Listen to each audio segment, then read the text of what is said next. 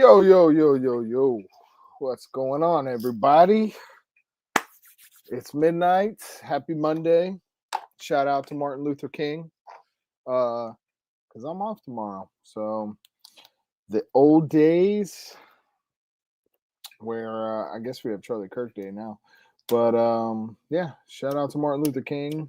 Too bad I don't think his dream really ever came true, at least not for most people. Um, but yeah, just figured I'd come kick it with you guys. Let's crank a little tunes up and discuss all kinds of. Yeah, let's go back this one. And yeah, man, welcome to everybody in the chat. Kurt24, good seeing you. Good seeing you. Seeing you over at CRS live stream. Gerald, I was gonna go live earlier, then I hopped on and I saw CRS was live, so I kind of waited until he was done and figured I'd crank one out. Live life. What's happening? What's happening? KP Heathen made it by a live stream. Good to see you, KP Heathen. Always a pleasure. Maverick, what's happening? I'm working in the frozen outdoors tomorrow morning. Nice. I guess it's a little more frozen where you're at. It was a little chilly today. It was nice. We built a bonfire, little bonfire in the backyard. J Paz, Demo Man Don, what's happening? What's happening? G23Z, what's going on? Watching over on Rumble. Agua, over on Rumble, what's going on? What's going on? We are streaming on Rumble as well as on YouTube.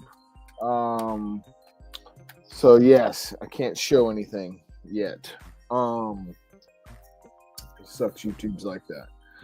But yeah, man, a lot of concerning things going on in the world. Let's see if it'll let me make this big. I don't know if I can find that article actually. www. I guess I can just type it in on there.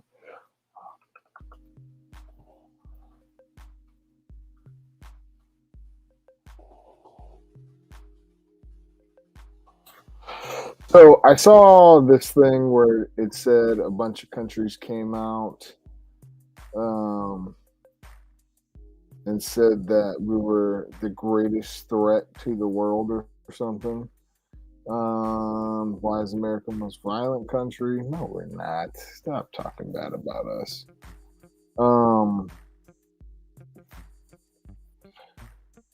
But the whole Greenland thing, man. How do you guys feel about Greenland? Do you think it's like time that we just should own Greenland? Range Day with Drewski tomorrow. G23, that's what's up. That's what's up. I heard Trump could be calling insurrection tonight. They did say paratroopers were going to Minneapolis. Yeah, I was going to talk a little bit about that.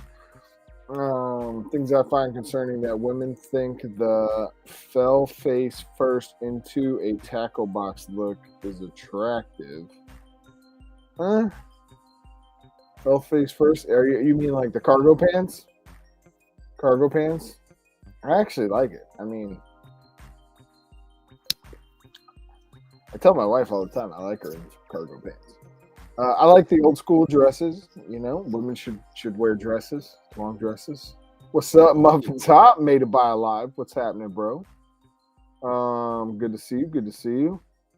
American government is the worst because it's the most powerful. No other reason. The people just want to be left alone. Yeah. Greenland is their own country. Well, I don't think that's going to be for long.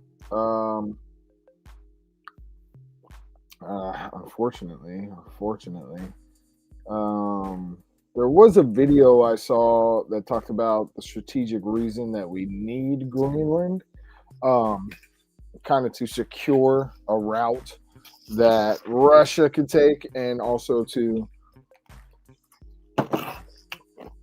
up our capabilities of being aware of things in that region, like monitoring and. I mean, you would think with satellites, right, that we should be able to see anything, anywhere, anytime. So it shouldn't be that big of an issue. But I don't know. I don't know why we can't just make some type of strategic alliance with Greenland and call it a day. Probably because there's a lot of Nordic people there, and probably Russians are Nordic. I don't know. I think it's crazy. Like I think Venezuela, Greenland, Cuba, and then Canada and Mexico, and the North American treaty that it looks like we're trying to set up. It's a stretch for one man to do, like Trump, in just a short amount of time. I think it's like kind of asking a lot with everything dude has going on to accomplish that also right now. I just think that's a lot on the table for one guy to try to get done.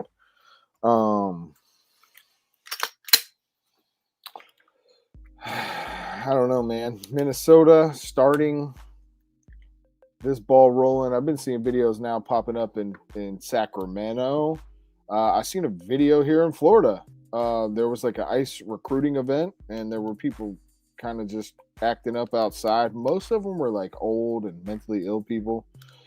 And you know what's sad is like I don't want to ever take the side of the government. I don't want to be like, oh, well, Trump is in office and I voted for him, so I got his back. But this whole ICE thing, it's like, why, after all the things wrong with the country, to have this I'm freaking out over ICE doesn't make a lot of sense to me. Like that is your line in the sand is that ICE is trying to get rid of illegal immigrants with records. Most of them are like, I saw a video today, the ICE guy was like, dude, you guys are like protesting us taking a pedophile, an illegal immigrant who's a pedophile, and we're trying to take him out and get him out of this country, and you guys are protesting that. And I'm not for that. I don't like seeing some of the violations of the Fourth Amendment. Like stop and frisk and stop and ask for your papers. If you don't know who you're looking for, that's got to stop. That's like where I draw my line for a lot of things.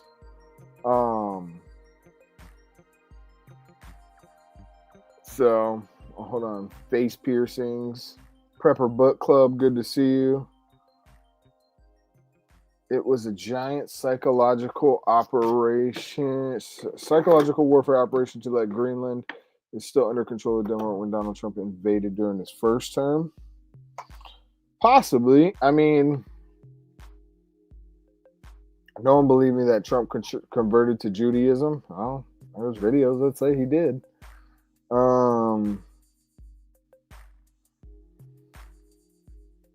There's a video here, and it was at a Turning Point USA event.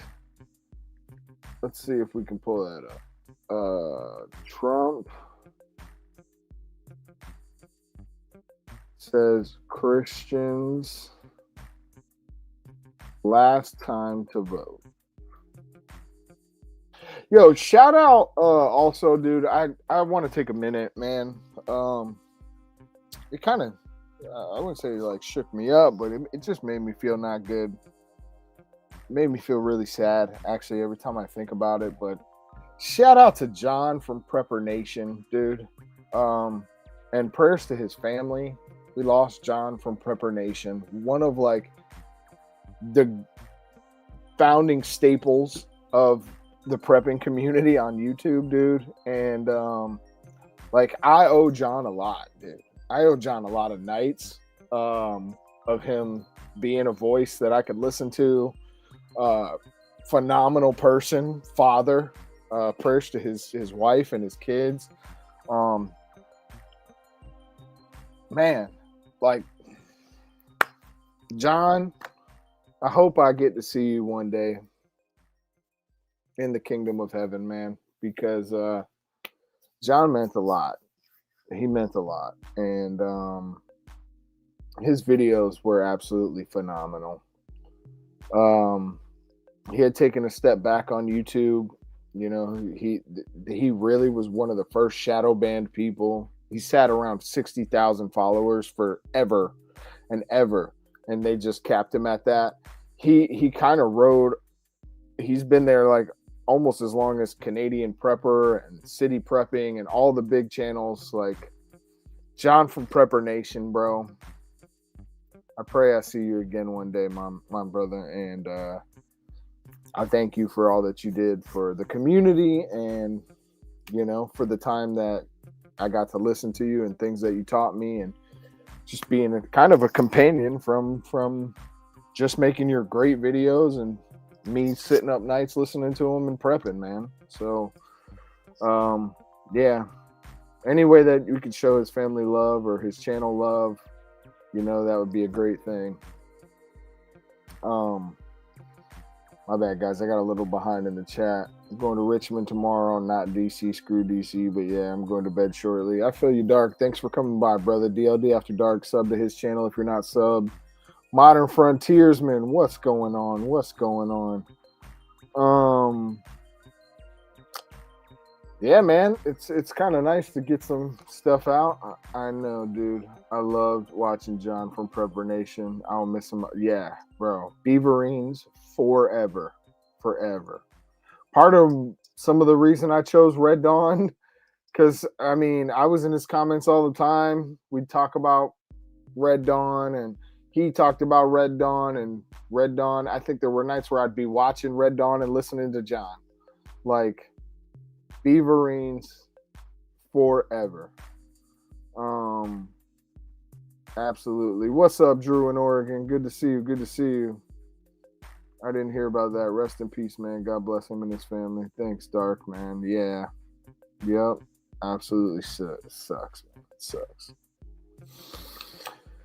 Yeah. What happened to that prepper fake that lived in a toolish on a canoe? I don't know who that is. Says we can't pray to him, but we can reminisce and think about him. Yeah, absolutely. Yeah, there's one mediator between God and man, and that's Jesus Christ.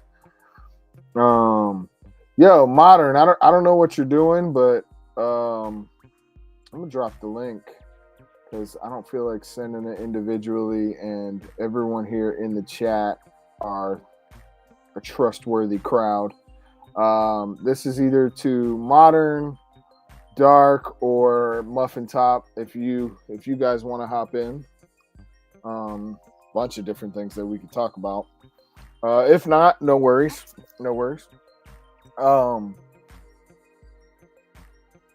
American Prepper, is that the one he's talking about? Is that his name? What's his name? I think his name. I don't think his name's. I think it's like close to that. Muffin Top, what's happening, man? What's up, brother? What's going on, man? Glad you jumped in.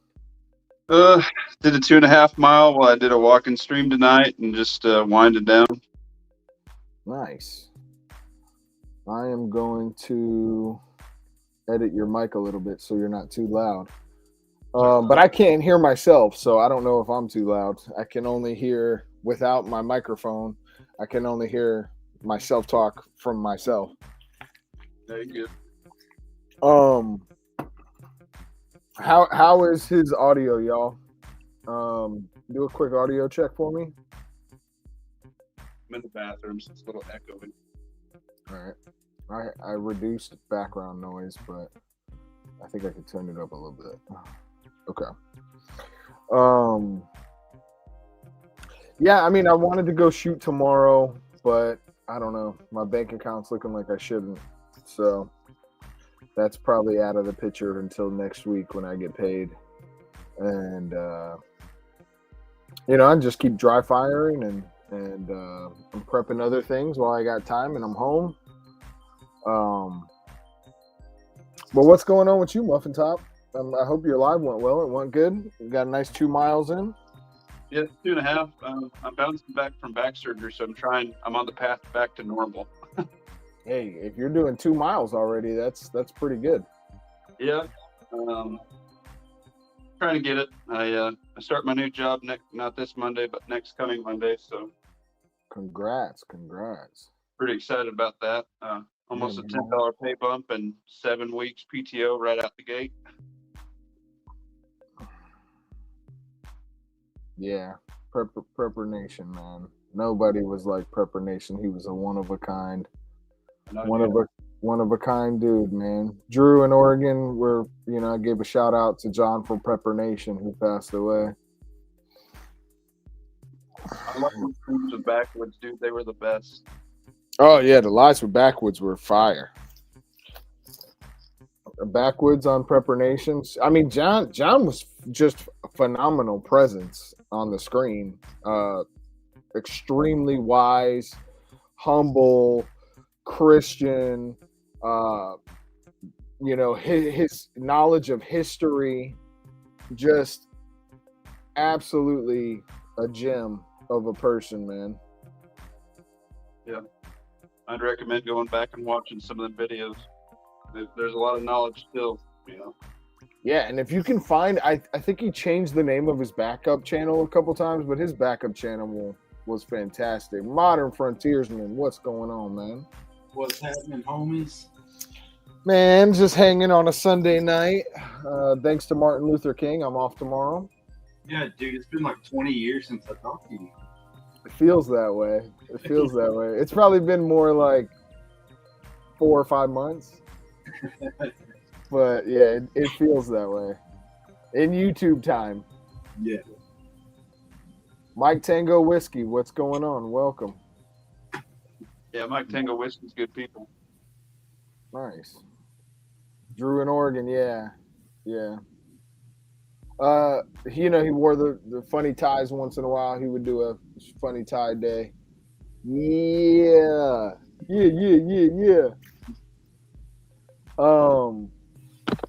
But yeah, man, there's just so many things going on. Like Trump's first 12 months has been the most, I would say, like, I don't know if you'd say monumental, but what's the word I'm looking for? Like, event packed. You're setting a new precedence, that's for sure. Wow. We're on the fast track, y'all.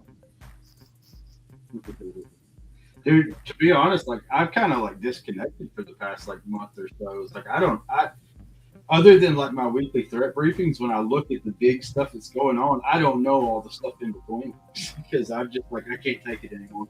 Oh, I pretty much have disconnected. The only time I get information is like scrolling through Instagram. I'll see a couple things. I mean, I don't really follow any like BS stuff. I got into it. The liberal channels they just blow my mind. Like liberals on YouTube, and I'm not talking about like wild liberals. I'm talking about guys you don't expect to be this liberal. And you're like,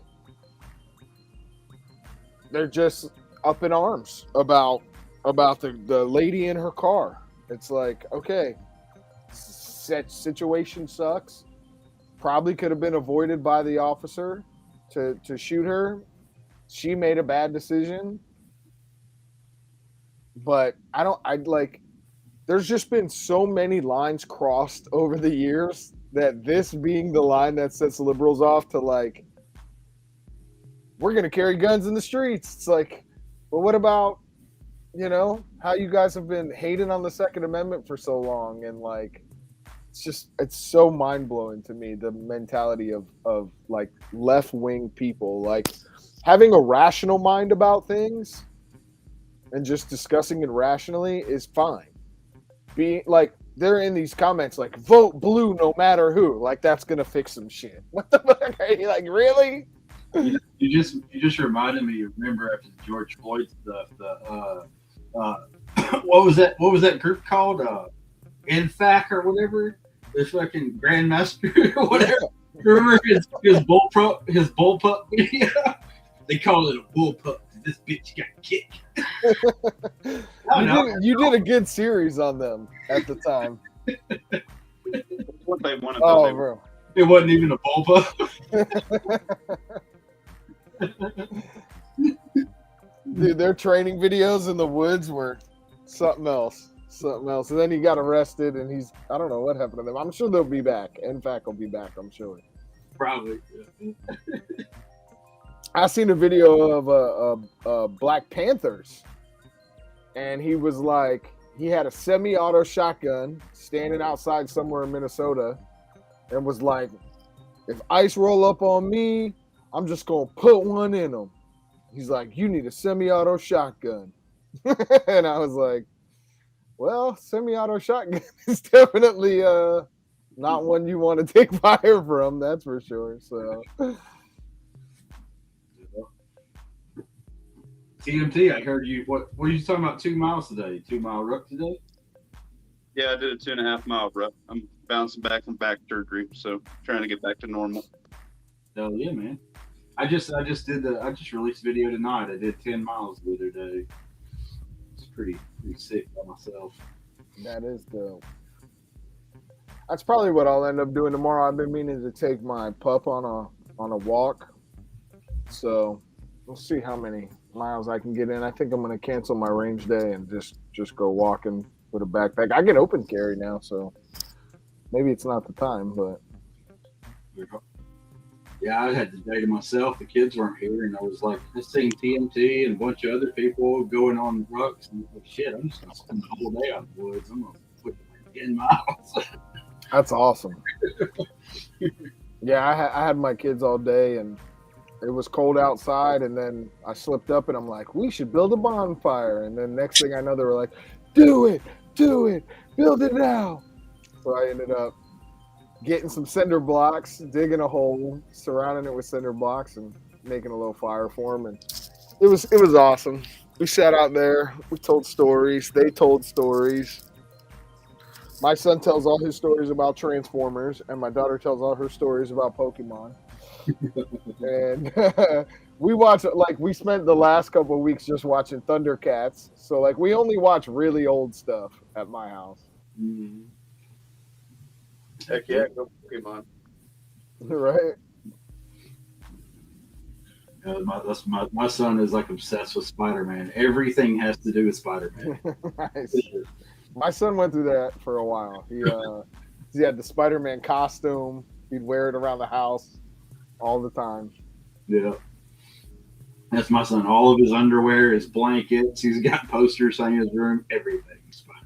Rudy, was that Black Panther video I'm talking about? Was that in Philly? Philly had some crazy stuff. I seen a guy filming in Philly. He's just like, Philly's wild, and it's like tank driving straight down the road, another tank, Humvee, like dune buggies, two of those passing, another military vehicle. I'm like, damn, I don't know what's about to go down in Philly. You know, I actually didn't even know like Black Panthers were still even a thing. Yeah, they're reincarnated. So I could never hear anything from them or the Nation of Islam. Like I thought they were both gone.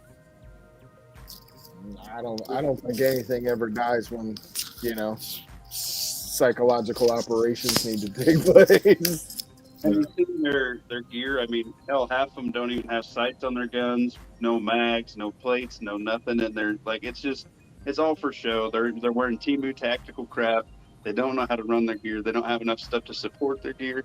I ain't worried about them. It's just for photos, bro. Yeah.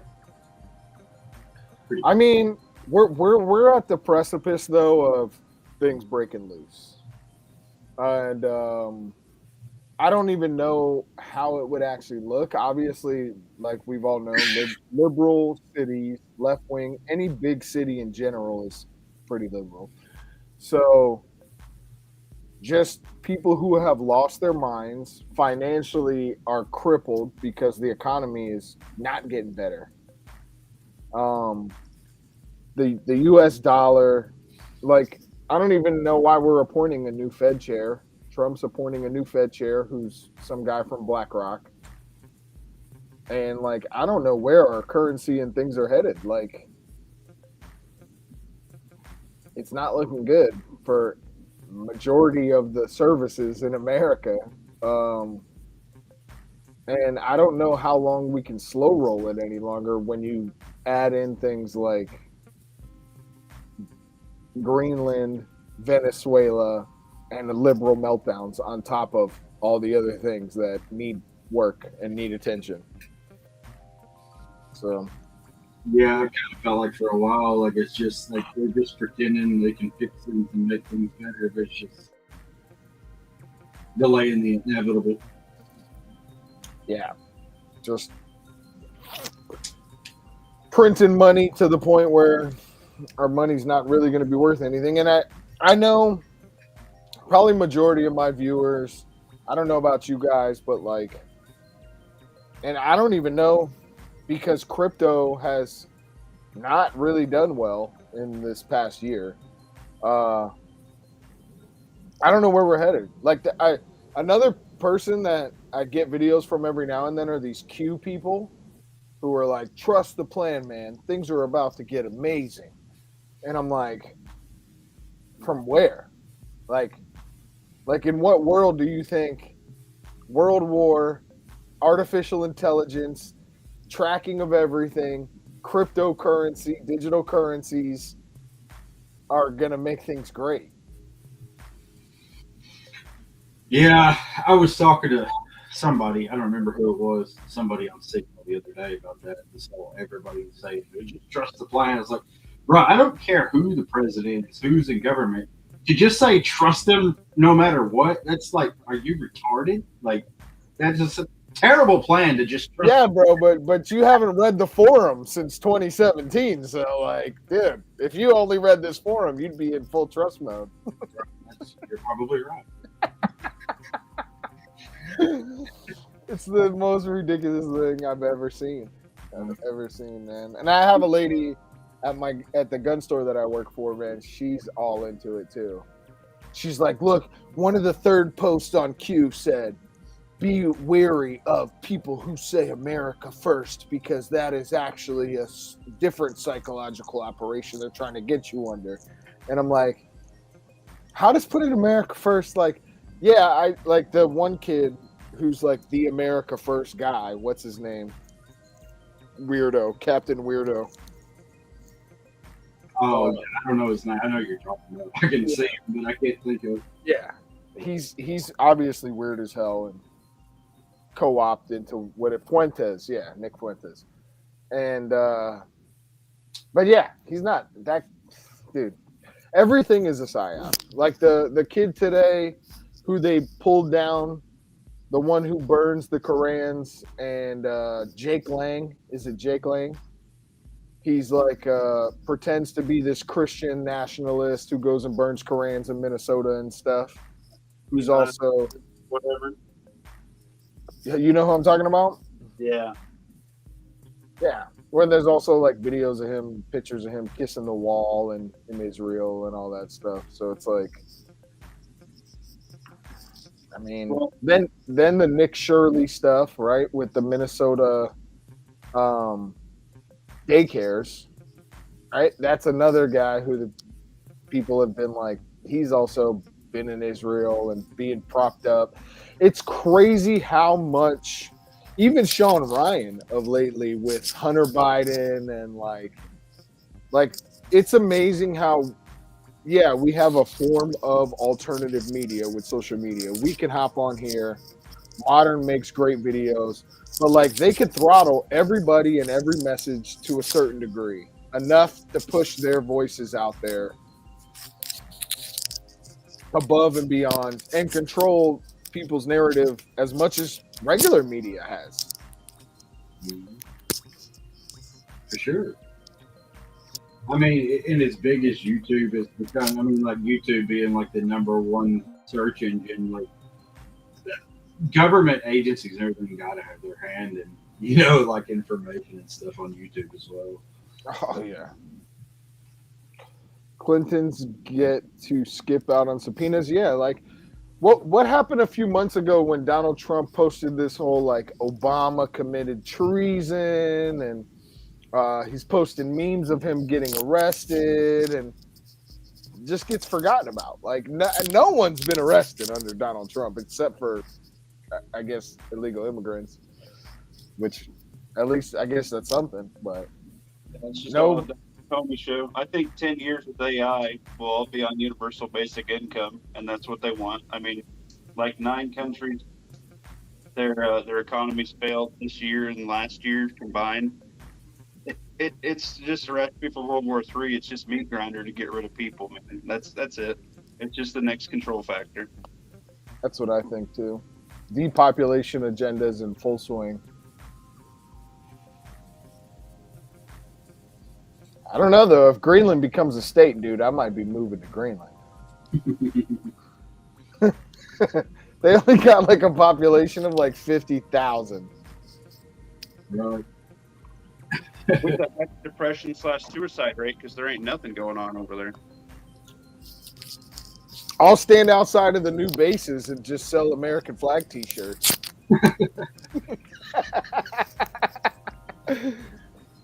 I'll have like shirts with like Trump in like a big fur coat, looking like an Eskimo on the shirt. Green Dawn. The Green Dawn. Market, brother. The agenda is powerful. Oh, it's like people who don't see that Agua, Green Dawn. I'll change my name to Modern Greenlander. Universal Viscicum sounds like a plan for the robots. Then just when you factor in, I think we're actually close to the Terminator timeline. I believe Terminator kicked off of like when the thing happened. I think it was 2029 in the beginning of Terminator. And we're pretty close to. Dude, no joke. They have T-800s. I can't remember if it's a police or a military robot, but it's legit like a Terminator model number, bro. Yeah, I mean, it's wild what we're seeing. We live in the wildest time. It's at least it's an exciting time to be alive. I've never been in more exciting times. Mm-hmm. I don't think you've ever even seen a movie this excited. Yeah.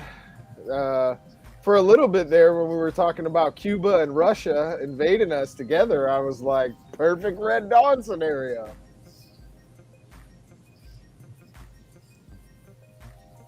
Heck yeah, it all coming up from the south.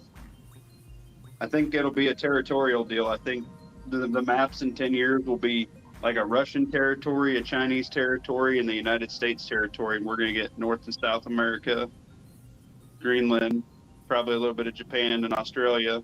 Poland's screwed. Poland's going to have to export all their crap over here. They're like Texas 2.0, but I think it's going to be a different map in 10 years. Yeah, I don't even know how we make it 10 more years. Like without all the wheels falling off and this thing just plowing down the hill, like at full speed. You know that the map changing, that's some people might think that's far-fetched, but it's really not. I mean, like look at the way the map changed like after World War I. You know, it's like Europe, the Middle East, everything. Like all the countries that exist now didn't exist before World War One. You know? Yeah, there was no Israel then. Mm-hmm. Victors write the history and make the new maps, baby. Yeah. Well, y'all, I'm gonna bail. I'm gonna hop in the shower. I gotta work tomorrow, so y'all have a good one. I'll catch up. All right, on Muffin Top. Thanks for coming in, y'all. Make sure you guys sub to his channel, man. Muffin Top's a solid dude right there, bro. A lot of information from the young brother. Just appreciate it, guys. Stay well, Muffin Top. What he's gonna do is gonna go to his channel and shower alone.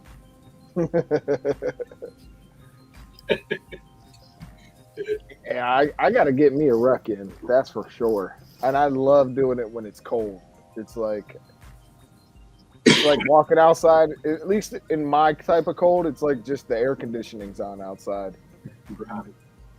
Yeah, my kids were wanting to hike this afternoon, like right before dark, and it was already getting away too. I was like, nah, I don't think so.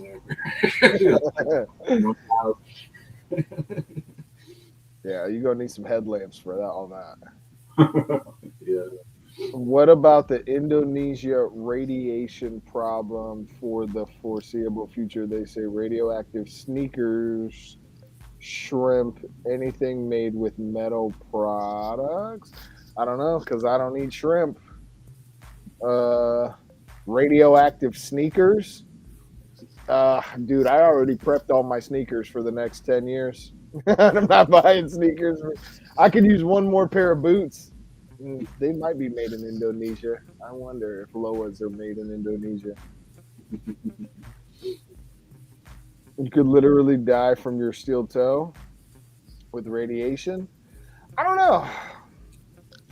I don't. I'm such a conspiracy theorist. I don't know if radiation's that harmful for you. It's not. It's not. I did a big long video on that a while back. It's, it's not what people think it is. It is absolutely survivable. Nuclear wars.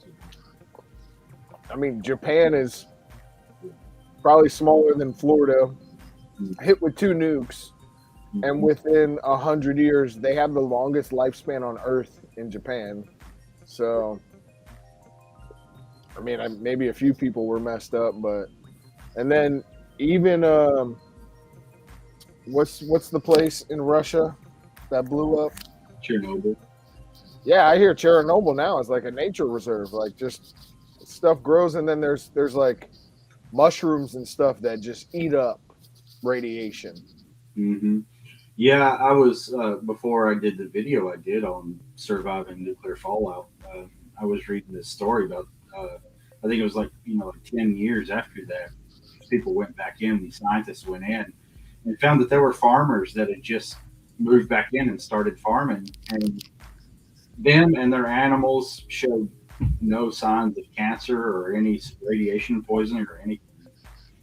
Yep. Because the half life. It drastically, everything drastically decreases pretty quickly, like within the first week or two. Yeah, I think the biggest problem that humans always have to watch out for is just toxic chemicals, chemical toxins in your blood, in your body, and heavy metals and parasites. Like if you can monitor those 3 things in your body, heavy metal toxicity, chemical toxins, parasites, overall, I think that you're going to remain fairly healthy. I mean, this is not medical advice. This channel, we're half on YouTube, half on Rumble, so I got to be careful. But those are the 3 things I try to focus on. Foreign stuff in the body, like modern. Have you seen all the stuff about like McDonald's and human flesh and all that stuff? A long time ago, yeah. Like when YouTube first came out, I remember seeing that stuff. Yeah. I think it's absolutely a thing. You think so? 100%. Yeah. I haven't looked enough about it. What animal on the planet dies the most? What animal dies the most? Well, living creature dies the most. Probably humans, right? Like I would think at this current time, human meat is probably the largest meat supply in the world. Like there's just, millions that die every day at this point. And when you think about the number of meat being served on a daily basis, it's like there's only and then you look at like the chicken nuggets and it's this pink slime. It's like you don't know what's in that pink slime, dude. They could have ground up all kinds of stuff in there. Oh yeah. And then you factor in the food technology of like making anything taste like anything they want, like potato chips that taste like pickles. It's like I guarantee you they don't have pickles in there. It's some type of I don't think they made pickle powder and Soylent Green. Yeah, Soylent Green is one of the most wild movies ever. Putin has been saying all kinds of stuff that America's eating Soylent Green. It would explain why so many people are out of their minds as well.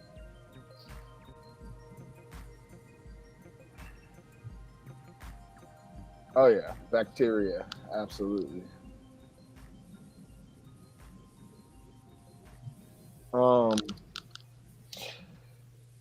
Have you been to any gun stores lately, Josh? Have you got to touch the new Gen 6 Glock?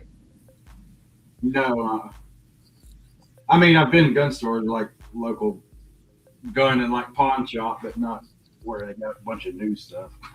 Yeah. I've got to hold them because I do this stuff for the gun store, and he's gotten some in. They're pretty nice. They feel like a glove in your hands. Mm.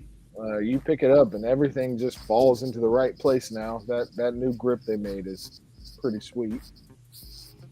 Yeah, But that's really all out of my knowledge. I think I told you before. I think we did fish on here that I've never owned a Glock before. are you still running the Bear Creek?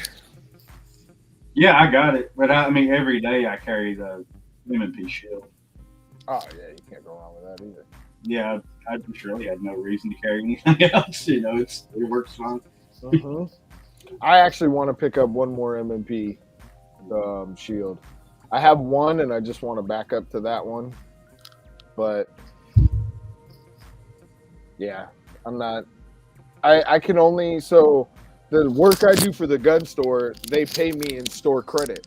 So whatever I get, I use the store credit. So if it's not in the store, I'm not getting it. Yeah.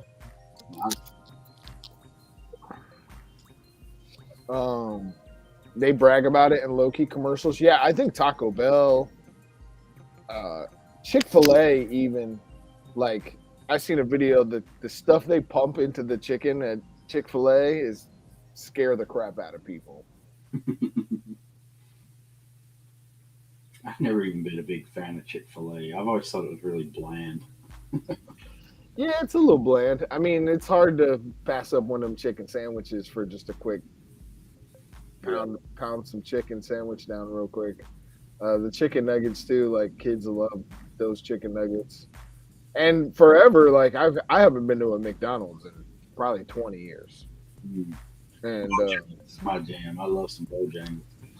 oh yeah, we for some reason all our Bojangles packed up shop and left.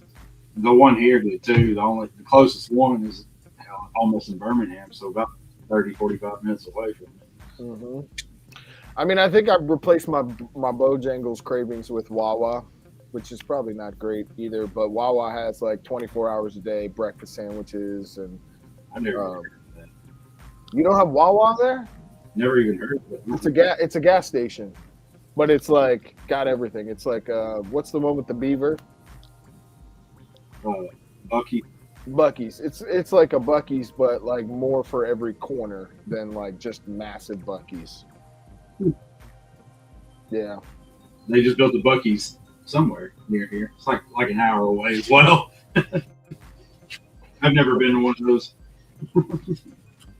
I'm working on it, man. I'm still really trying to get out of here. I'm looking for land or land with a house that's owner financed, because getting a mortgage the traditional way when you don't have a job in that new area, and even with whatever my credit is, they won't really, you have to show proof of income and all that. So if you don't have income 2 states away where you want to buy a house, that's not an option. So I kind of wish I would have thought of this a year ago, that like I was like, I'll just sell and buy a house cash.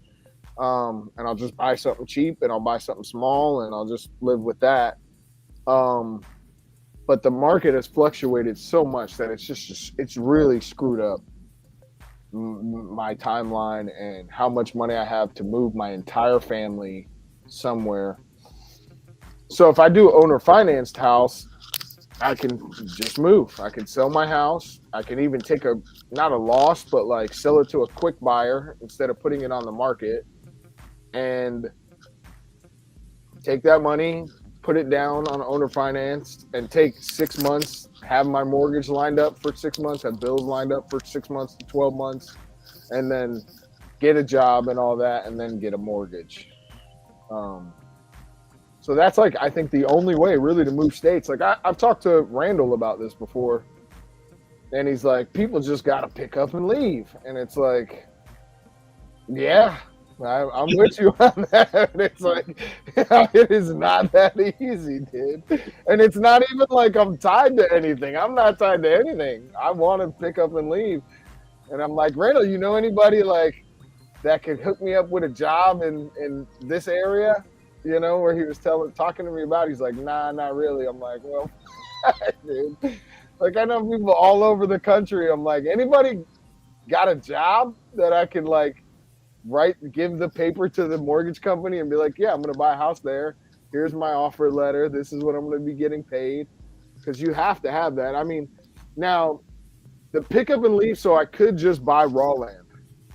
And that's the other option is, like, just buy raw land, buy a shed or a prefabbed, like, shed house, slap it down, start to build it up, take 2 months, don't work, turn it into a house. I could do that on my own. Like, I mean, I'm not great at everything, but I'm good enough that I could figure it out enough to put it together that's livable, and then live in that long enough to build another thing. And that's kind of the other option. If I can't find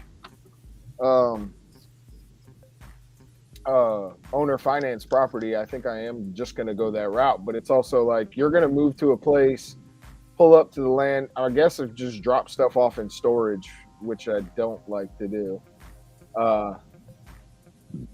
and just wait till the shed gets delivered, and, you know, hopefully can slap a foundation really quickly down to put the shed on.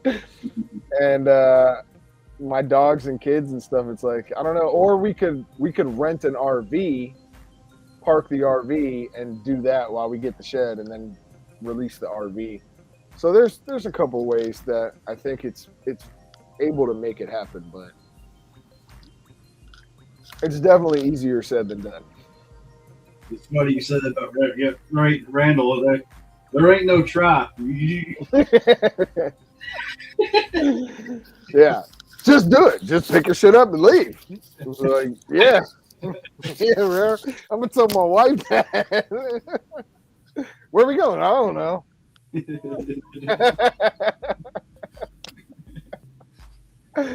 We're gonna be homeless for a little while. They'll be all right. Did you have any puppies and sell them? I did. I had 7 Belgian Malinois puppies, and I sold 5 of them, and I kept 2 of them. So now I'm back to 5 freaking dogs again, which also doesn't make moving that easy, especially with 4 Belgian Malinois. That's like probably the 4 craziest dogs that you could ever have in your life. Why does everybody say? I see this, like, when this question comes up on moving on any channel, and I see it in the comments now. Why does everyone say Missouri, Oklahoma, Arkansas? Like, why does everybody say Arkansas? It's the best homesteading land. Once you go west, there's less land, and then cost of living is fairly cheap. And then also, like, the crime rates and stuff, like, you don't have many big liberal cities like you do in Missouri. You got St. Louis, and I forget the name of the other one, but they're on literally the ends of the state. Like, there's the lines where the state ends, and then, like, after looking at everything, Arkansas and Missouri are hands down 2 top choices, but then so is Northern Alabama, North Georgia, and Tennessee, as well as North Carolina and South Carolina. Like, to me, those are the only options. I wouldn't really want to live anywhere else than those I just named. Like, going out West Coast is too far. It's too far of a move. Like, dude, I have 3 little kids, and like I said, 5 dogs. What are we gonna do? Drive to Iowa or North Dakota? Like, I'd love to get there. I'd have no problem. North Dakota, I think, and South Dakota are great options. But from Florida, like, dude, what are we gonna do? Go drive 48 hours with all our stuff there? No way. Right. West Virginia is a good option too. It's just the economy in West Virginia is absolute, like, I mean, it's probably like as good as being in Afghanistan, their economy. Mm-hmm. You know what's funny? You said St. Louis. You know what comes? You know, like, there's a song for everything, like literally everything. And you know what I think every time somebody says St. Louis? You can find me in St. Louis. Yeah, we just smoking all day. Yep. That played, as soon as you said that, that played in my head. It's like I just showed up with some Air Force Ones and figured it'd work out.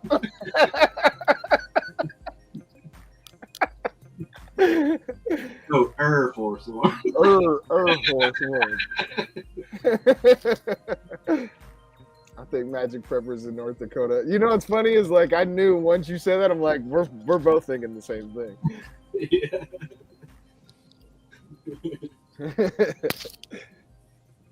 Meet me in STL. STL. St. Louis? Is that the shortcut for St. Louis? Ohio is low-key the best. It's a secret. Ohio is pretty dope. It's pretty dope. It's a little... See, I'm also like... I'm a Southerner.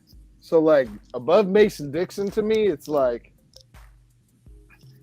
I don't know about everything up there. Like, I've spent time above Mason-Dixon line. But to me, it's like the weather permitting. You know, like, that's why I said that strip. Like, you're looking at a strip of land right there. Missouri is even colder a little than Arkansas. But you got Missouri, Arkansas. Right next to Arkansas is Tennessee. Right next to Tennessee is North Carolina. You get a little bit more warm in South Carolina, and then North Georgia and Alabama. It's all touching. And the weather is the best weather that you can ask for in America. Like, besides San Diego. But it's like, who wants to live in San Diego? Nobody. Yep. So you get all 4 seasons. You don't get an ultra harsh winter. You don't get an ultra long summer. Like right now, summer for me is 10 months long. You know, you can build a fire. But I said this to my kids tonight and my wife and everybody. Like, we went to this light festival so the night before. And it's like all lanterns, and like some lanterns are like dragons and stuff for the kids, right? Like, and it's at the zoo. So we went to it, and my kids are young. I have a 2-year-old, so like he was just losing his mind. He wants to run like the big kids, but he can't. He's running into people. It was a nightmare, right?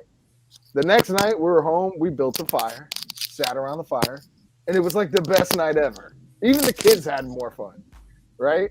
And I said to my wife, like, all I love in life is like if I had a fireplace inside with cool weather and a screened-in porch where I could watch the rain. All I ever want to do is stare at fires and watch rain fall. That's like my 2 favorite things in the world. Yep. Come on over. I got all those things.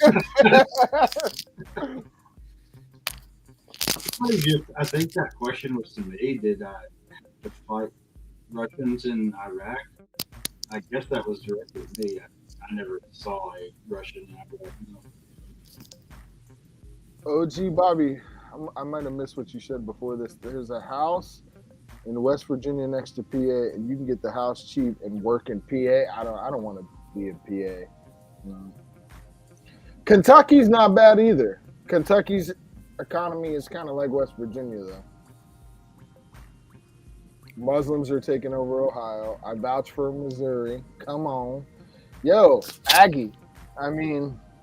if you guys are in any of these areas, and you guys have probably known me long enough, send me an email if you can help me with searching for owner finance or a land that's like 30 minutes outside of a decent city that I could work in. Send it to me, and I promise you, I will be looking at it hardcore. Generally, you don't want to move more than a day's drive away because you have to keep hauling stuff like if you have several vehicles, tractors, and whatnot. Yeah, I mean, that's true. A day's drive is about as much as you want to move away. Alaska is full, except maybe folks in this live, but the number of Californians, Portland dorks, and Washingtonians running. And don't worry, Dom. As soon as Greenland opens up, they'll be heading over there, and Alaska will go empty again. Although I bet you the real estate will go up ridiculous in Greenland. Yeah, probably so. How much home? Honestly, man, the other hard part is like with my equity and everything, like I'm hoping to leave Florida with 150,000, which would be great. Which I have zero of that in my pocket right now.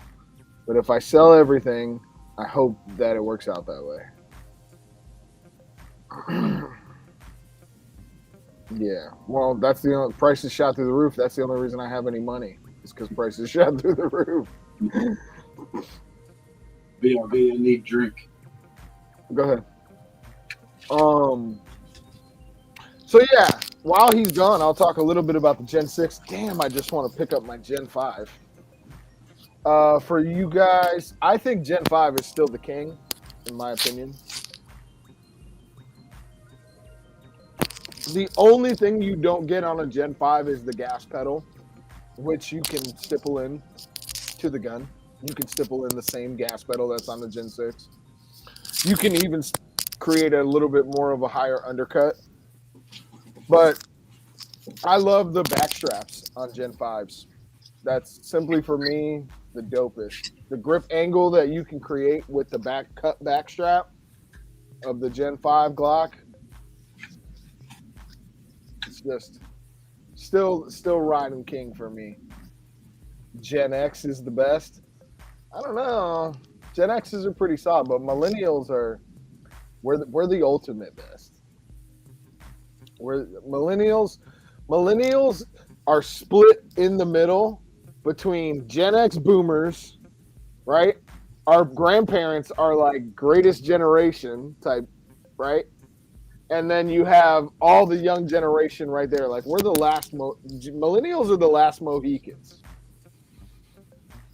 You know, I've been seeing a lot of content on YouTube about like our generation, and there's a lot of interesting things about our generation, and one of the most I guess thing that sticks out to me that if you really think about it is like we're the last generation that remembers the old world. You know what I'm saying? Like before all the technology that we have now, you know, it's like we were the last generation to live in that world and the first generation to have to learn the new world. Yeah. But you know what's crazy? You know what I heard? I think it was Tim Dillon that said this. And I think it was on Joe Rogan. And he was saying,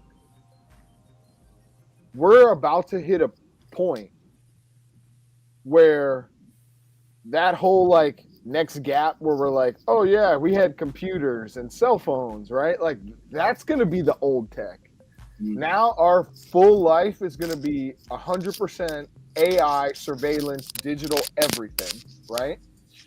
And we're going to talk about the old world as like, hey, remember when everything we did wasn't on a camera and our face wasn't on facial recognition and every dollar you spent wasn't tracked? And like even us, we're the last generation where it's like, dude, we went out as 19-year-olds with our buddies and we all didn't have cell phones and videoed each other all night. Like we didn't have footage of that shit. We did stuff that is, I'm glad we didn't have cameras, to be honest with you. It's like the new world is going to be like, you are not, I feel terrible for like our children's generation and stuff. I don't even know. I think we're back at Gen A, Alpha.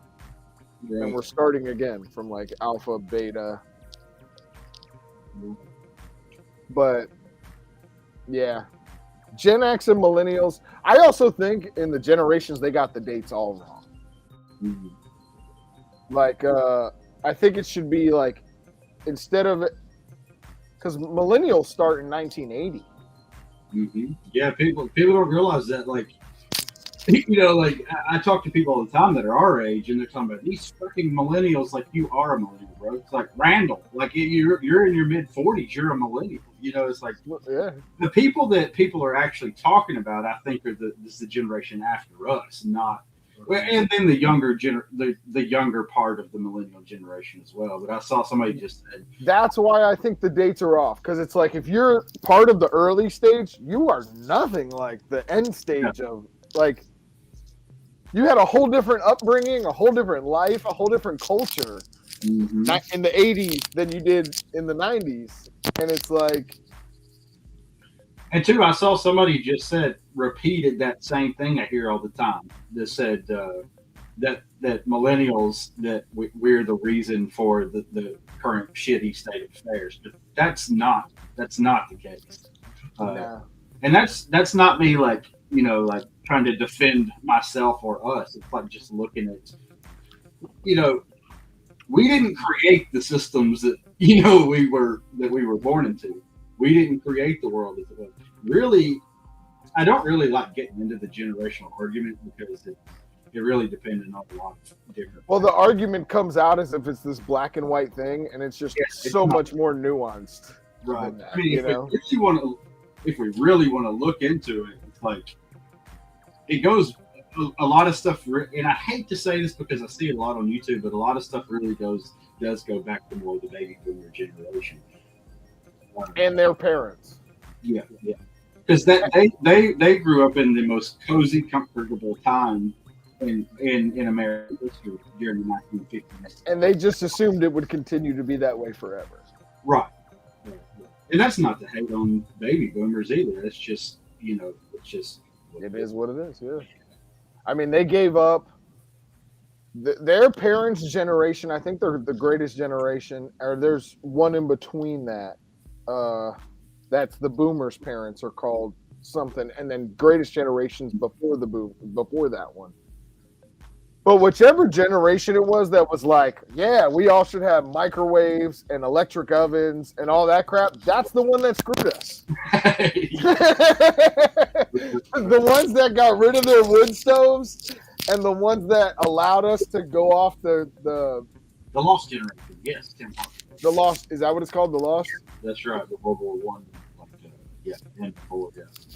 Yeah. So the ones that bought into all the modern marketing and everything else, Woodstock and the hippie generation, they brought us into modern liberalism, the sexual revolution and all that stuff. Like those things being like leaving the old ways and the true, what people like us say is conservative. Like when we say conservative, we're not even talking about politics. We're talking about conserving humanity. Like that's what conservatives like me and modern are like. We're conservative means we want a wood stove. Like it has nothing to do with politics.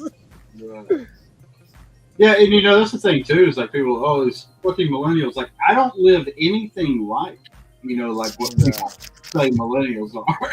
So it's like I don't identify with that common thinking of what millennials are, because like you said, that's the younger millennials. Good to see you, M. Moran. Good to see you, brother. Yep. Back to streaming. Took some time off. The puppies were tough, man. It was really hard bringing 7 dogs into the world and having, all my dogs plus 7 puppies. It's a lot. Boomers parents gave up their gold to the government. Yeah. You want to know the truth too. It's like, and once again, this is just fact of I carefully observe society, and when I'm working and stuff. So you know what work with. Other people don't work at a hardware store. And you know who the worst, most entitled customers that come in the store are? It's usually boomers. Yes, they're the ones that want everything done for them, everything handed to them. If everything doesn't go their way, they pitch a fit and talk to a manager. It's not even like the Gen Y, Gen Z, like the younger ones. Like they kind of come in and mind their own business and get their stuff and leave. Mm-hmm. It really is always the baby boom generation people that come in there and start shit. That's not everybody. There's boomers in here right now. I'm sure they're not like that. So I've also got to really experience that lost generation. If that's the one between the greatest generation and boomers, is that the lost generation, or is the lost generation before? Before the greatest generation? Yeah. So like World War II, like people's like parents. Yeah. Well, my grandfather was World War II, I mean, he had polio. He couldn't go in because he had polio, but his brother, who's a little younger than him, fought in World War II. And he was born in like 1923, my grandfather. Mm-hmm. But what's weird about me is like I am the last of my family. Like when people think I'm a millennial, it's like, yeah, but like my cousins are Gen X. Like we got all crammed, and I'm the end there at the end, becoming, the millennial. Mm-hmm. But it I don't know. Gen X it's a toss up, kind of like us. I feel like we started going these paths like this in Gen X and millennials. We got Gen Xers who totally bought into everything the government says. Even though when you have a deep conversation with them, they're like, "Oh yeah, I hate the government," right? Like Red Dawn was their childhood, right? Gen Xers, like Red Dawn was like the key thing in their childhood. Like all the 80s movies, phenomenal generation. But you have people that like bought into Hollywood and loved Disney, and like that was the beginning of that generation of like the super lefties. Like the beginning of ultra lefties is Gen X. Mm-hmm. And then millennials carried that on, where it's like the small amounts went to the right side, and then you have like tons of millennials who are like, I didn't get married, I don't have kids, I love having a house by myself with no kids, no wife. Women that decided not to get married. That was like, we were like hyper Gen Xers. And I think you can cap it off right there. Like, to me, if anything saves America, it's going to be Gen X and millennials. Where Gen X is running out of time, and millennials are like, we're getting older. Like millennials are starting to hit their 40s, and Right. almost creeping up on 50. And boomers, I think this year are hitting their 80s. This year, boomers hit their 80s. And the thing is too, it's like our generation, the millennial generation, is getting to where we're starting to be the ones running the show, running the country now, because we're the ones getting up to that presidential age, and you know what I mean. We're starting to see more millennials in office, and I think that's a good thing, because, like I said, we're the last generation that remembers the old world, and a lot of our generation too is just really sick of the way the world is going. I mean, you look at a lot of the content creators that are producing content, like in our space, it's mostly millennials. You see. Yeah. Me, you, Randall, everybody you are affiliated with. Everyone in our group is millennials. Yeah. All of them. Yeah. I don't know if Muffin Top is. I know he's a little younger than us. He might be a. I think he's in. Yeah, I think Gen he's like Z. 7 or something. Yeah, I don't know. Yeah, he's a Gen Zer. The prepping side, like if you go to like hardcore prepping channels, they're all Gen X. Yeah. Like majority of prepping channels are Gen Xers. Yeah. And we're kind of like, clack, clack. What are we doing? Well, we grew up on Lil Jon, the East Side Boys, so get crunk, motherfucker. Yeah, we got a little fire that, and once you start it, it's hard to turn it off. That's funny. Yeah, our music probably did play a massive influence in that. Yeah. You guys had good music. We had like immoral music. We brought like ultra immoral. The fight music. Yeah.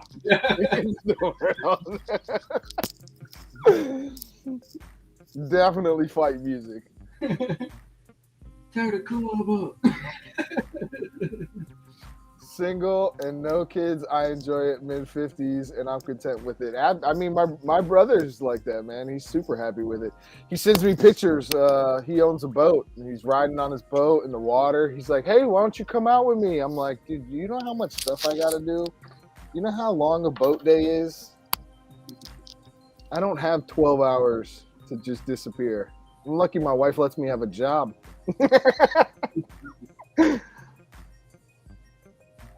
But yeah, I mean, dude, it is nice. Like I look at a lot of their lives. They have great lives. The problem that I have with my millennials who aren't having kids is, like we're being out populated in America. Like unless you want America to be take instead of and on every star on the American flag you want to have a crescent moon next to it 50 times, then we gotta have kids. That's my biggest worry is like I worry my kids are gonna wake up and be like, Dad, thank God you moved us to the Appalachians. I see these videos of the city folk and they don't even look like Americans at all. That raises a question that I've been playing with my mind, and I've talked to people about too. Is like not even the religious aspect, but like culturally, it's. I feel like it's not a problem. It's not problems that can be fixed with laws or with anything like that. Are we possibly? This is a question. Are we just sucking at cultural war? You know what I mean? Is our culture is such in decline that other cultures are overtaking it? That's not something that can be legislatively fixed. Well, it wasn't legislatively done. It comes from your elite class. Right. So your elite class is in charge of your culture. Like, I'm just gonna, like, I talk about this with the black community. American black culture was not really created by them, okay? There was an elite group of people who own BET and record companies and stuff like that who said, and this is documented, CIA documents, we're going to go pull gangster rappers and make that popular and feed it to them, right? We're not going to give them the Temptations no more. We're going to feed them DMX, okay? And that is happening to all of America, where it's like now you're getting Taylor Swift, Ultra, Alphabet Soup on every TV show. No more Family Matters, no more Full House. You're getting the dad is 300 pounds and the wife makes fun of him in every TV show and he's a loser, and you're getting crap music. And so like we have to create our own culture, and what do we need to do? Like run back to the old conserved way of like, you know what our culture is? Walking through the woods with guns. And that's what a lot of us have referred to because we don't have culture. Right. And you know what's on that topic, what you talked about, BET and everything. If anybody is not familiar with Thomas Sowell, I'm sure you've seen some of the man's a freaking genius. He talks about that a lot, like in the 19th, like what do people, some white people might think today, you think of black culture, you may think of fatherless homes and all these stereotypes. Which also is propagated by the system. Right. But if you go back, he's like talking about if you go back 1950s and before, actually black households had lower divorce rates. There were more fathers in the home than there were in white society. So yeah, you see what you're talking about. Yeah, it's a psychological operation they've done. And they took that formula, they did dump drugs into black communities, feed them gangster rappers, put their icons and their idols in certain clothing, right? Get them to copy this because the youth, the mind of the youth, that they're always after the youth. If they can get the youth to copy degeneracy, they're going to control 20 years of that culture. Boom, done. Right. And it just sucks. It sucks, like it is a culture war. But dude, like we're not going to win that culture. We're not going to win any of these wars. We're going to go into an enclave, and like we have on YouTube is like what do they call it? Echo chambers, enclaves, little clans. Like we have to have that, and we're being forced into those groups because the mindset that you have, you're not going to share it with the majority of people because in their feed, they're eating garbage into their mind all day long, like zombies. And, you know, there's people screaming, vote blue no matter who. The country was always better under a Democrat president. It's like, you know, we haven't even had a Republican. We haven't had a Republican president since, what's his name? Who was before Bush Sr. I don't consider Bush Sr. a Republican. Ronald Reagan. We haven't had a real Republican since Ronald Reagan. Like Trump has been a Democrat his whole life. Yes, black rednecks and white liberals. I was trying to think of that book. Yes, that's what I was just trying to. I was sitting here playing in my head like, what is the book he wrote? That's it. Wow, that sounds like a great book. Reagan, yeah.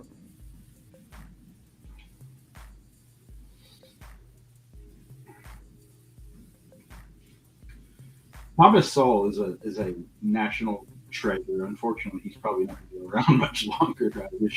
I wish more of his wisdom and his like legit research was out there. You know who carries on a lot of his teachings and has studied him and really idolized him was Candace Owens. I mean, she talks about it all the time that Thomas Sowell was like her biggest influence in what she believes. Right. I mean, the Charlie Kirk situation is like, it's out of control. The stuff that's come out of about his wife, like, there's no way that wasn't an inside operation to me. You don't kill someone that large. No one's got balls that big unless you actually have balls that big. Right.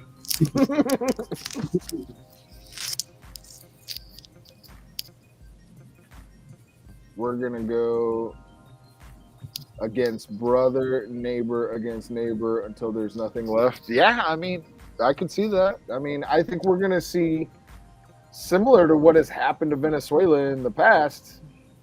I think we're going to see in America. Because our currency problem, like, dude, think about this in Venezuela. They got more oil than everybody in the world.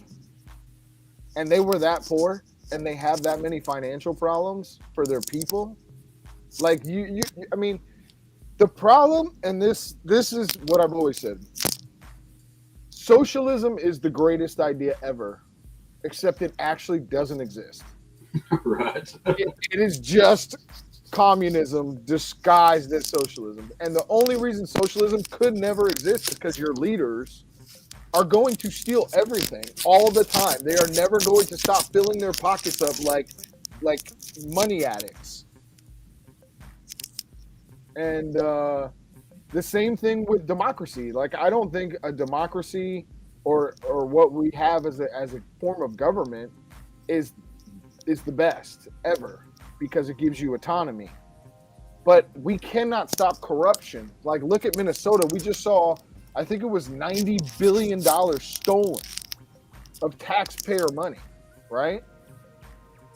And the only kind of socialism I like is like the government doesn't get to do any of the money. We socialize ourselves through donations, through community discussions, because from this conversation I've had where it goes down to it is like, you're socialist in your own home with your wife and your kids. Like, that is so, like, but then as you grow it up, it doesn't scale into a community. But you can have our form of government, but smaller, tighter communities that socialize themselves. Like your police department, your fire department, your education. You're going to want whoever lives 1 mile away having somewhat of an educational base to what you have in your house. That way you're growing a community, right? Like, you can't have differing ideologies. So you have to have some form of socialized education. And yeah, like now we're in a homeschool revolution, which we should have. FDR did begin to ruin everything. Facts. And yes, Ronald Reagan was, all of them were pieces of shit to me. I'm just saying we haven't had a real Republican in office since Reagan. Like, I don't consider even Trump a Republican. But government-wise, like government does not work in any form. And our founding documents state that. Like, these are restrictions on government. Like, people think the amendments to the Constitution are like your rights. No, it's like, yeah, there are rights that the government should never even come out of their mouth. And if they violate them, they should get hung and set on fire. That's just recognizing natural rights. Like, there's a difference in civil rights and natural rights. All these amendments are just recognizing our natural rights given by God, all human beings. Yeah, but now God is like this slanderous word. It's like, what God? But my God is not your God. It's like, bro. So I had a conversation with my brother, who I vehemently disagree with, and we went back into the Enlightenment, because the Enlightenment sparked American ideas, right? And he's very Catholic, and he thinks that the Enlightenment ruined the world. And I think portions of the Enlightenment saved the world from literally everyone dying at that time already. I think the American Constitution, to me, is the greatest document ever written besides the Holy Bible. And acknowledging those like, we need to find a way to, and I made a whole video on this, of like our greatest blunder the founding fathers had was that they didn't designate who this God was, and they just said God, and a lot of them were Freemasons. So like in Masonry, it's like the higher power, you have to believe in this higher power, and they didn't designate, and a lot of states did. So like in 13 state constitutions, I think 11 out of the 13 original like designate Jesus Christ is Lord and God, and if you did not swear your allegiance to Jesus Christ, you weren't in the government in some of those states. But you have to differentiate that so you don't have confusion. You can't just say God because it gets perverted down the road, right? Or a new God comes in where their God hates guns, right? Or their God does something else. So like this common understanding of what America is just being diluted in rapid succession now, of like, well, how do we all as Americans have this one idea that makes us American, because we're all from different backgrounds and different countries, and like came to America to have one common ground, and like, yeah, their God, yeah, that's why it says in God we trust on the money. But it sucks because the experiment should have ran flawlessly, and it should have gone better than what it has. Yeah, I think they probably knew it wouldn't last because people are corrupt. You know, they were aware of that. Yep. Well, just and like, I still think the greatest thing is just lack of love for America. Mm-hmm. Like the one thing that's killing us is foreign entanglements and foreign involvement in our politics, in our government. To me, that is the number one thing. Like a Federal Reserve, which is like these black hats that control all of our money. It's like, but are they American? No, they don't have to be. They could have the Federal Reserve in Timbuktu. You know, like they're in control of the whole country with that. It's so interesting if you read. I'm actually wanting to record reading it. I've been thinking about it for years, but because it's ridiculous. If you ever read George Washington's farewell address, it's like he was predicting the future. It's like if he basically he called it. You know, he basically called it. It's like if you don't, or if you do all these things, America will fall. You know, and when we look at everything that's happened, it's exactly all the things in George Washington's farewell address. Everything he said. And I think about too, it's like, was it Benjamin Franklin? They come out and the lady says, "What type of government did you come up with for us?" And he said, "A republic, man, if you can keep it." And we can't. Yeah, that's because of foreign entanglement, though. Dude, we got foreigners in charge of our culture, in charge of our media, in charge of our money. Like, at that point, you're done. It's just a matter of time till they got enough minds and drove enough people nuts and collapsed the currency and poisoned the food supply. We definitely could never have been taken and invaded by an army. We were the strongest country that ever lived. They had to do it through what JFK said, man. Subversion, infiltration, secrecy. Mm-hmm. Interesting fact I just thought of. Do you know what country was the first country to officially recognize the United States as a nation? The United States was. That's all that matters. Spoken like a true American.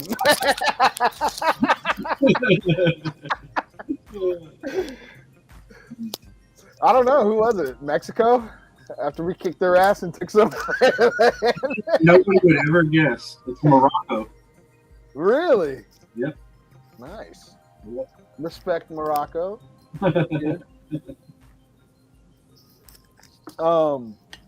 We should have never gave up Canada. We should have never let the crown have land here. And we should have never stopped at Mexico. We should have kept going.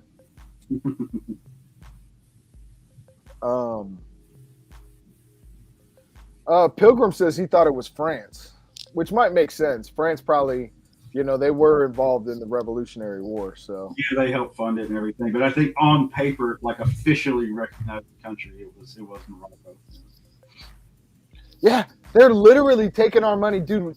I think there's like almost 200 nations in the world or something, and we literally send foreign aid to 176 of them out of 200. Like, what? That has got to be the dumbest. Oh my God! Anyone who thinks this Q plan is real is lost their fucking mind. I actually dislike Q people more than liberals a lot of times because I'm like, stop. He hates you. He wouldn't piss on you if you were on fire.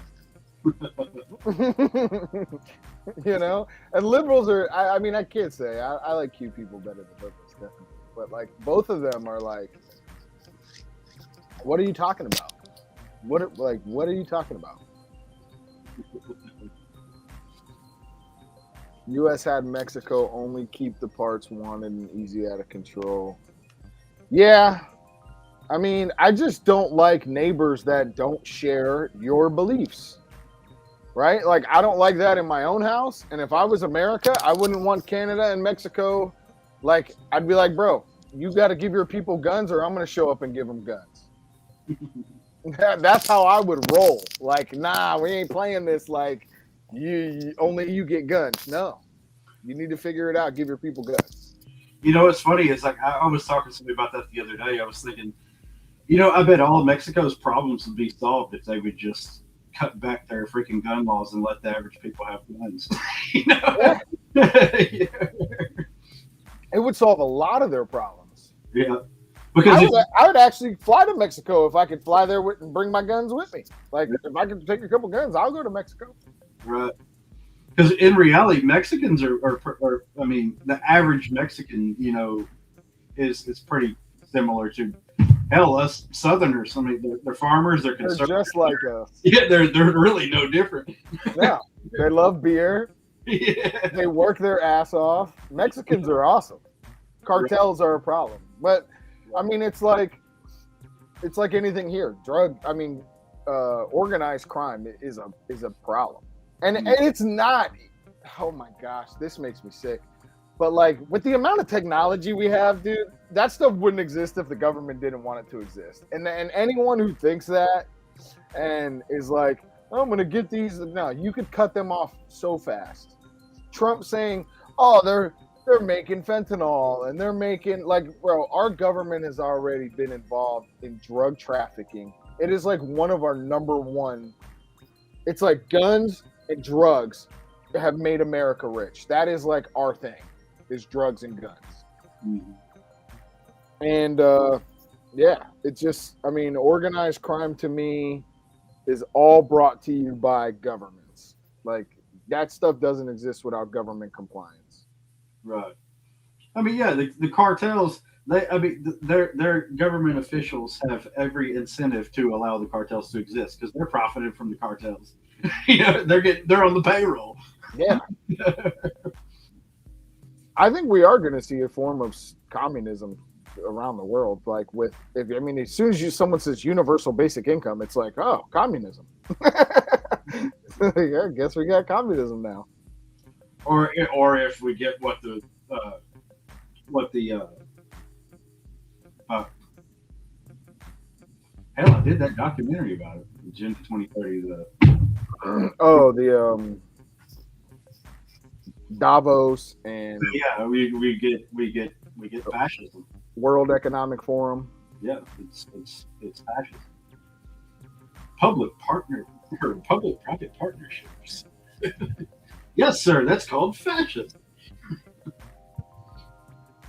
The fascism thing is like, yeah, fascism sucks. It's not as bad as communism though, especially if they're fascist for your country and good things for you. Like, and especially if you follow the Constitution on top of that fascism, it's not the worst thing. Like, it's still not good. I'm not saying fascism is good.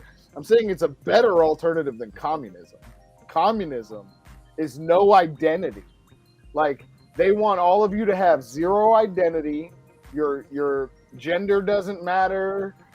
What you eat and put in your body makes no difference to them. They don't care if you eat rats, pigs, as long as there's something on the menu for you. Like, communism is as evil as it gets. There is no like fascism's below communism. No, fascism's right above communism, but it is above it. Right.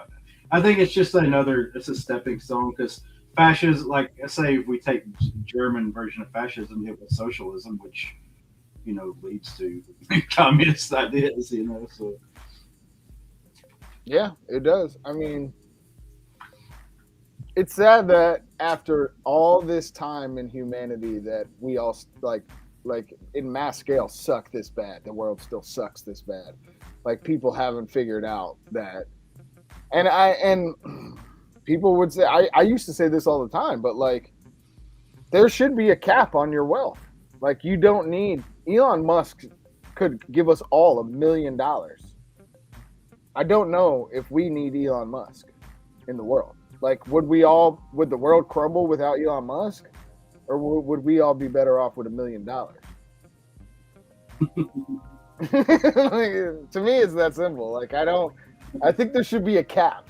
Like, once you own it all, dude, and we're all got $1 in our pocket and you've got all the money, like,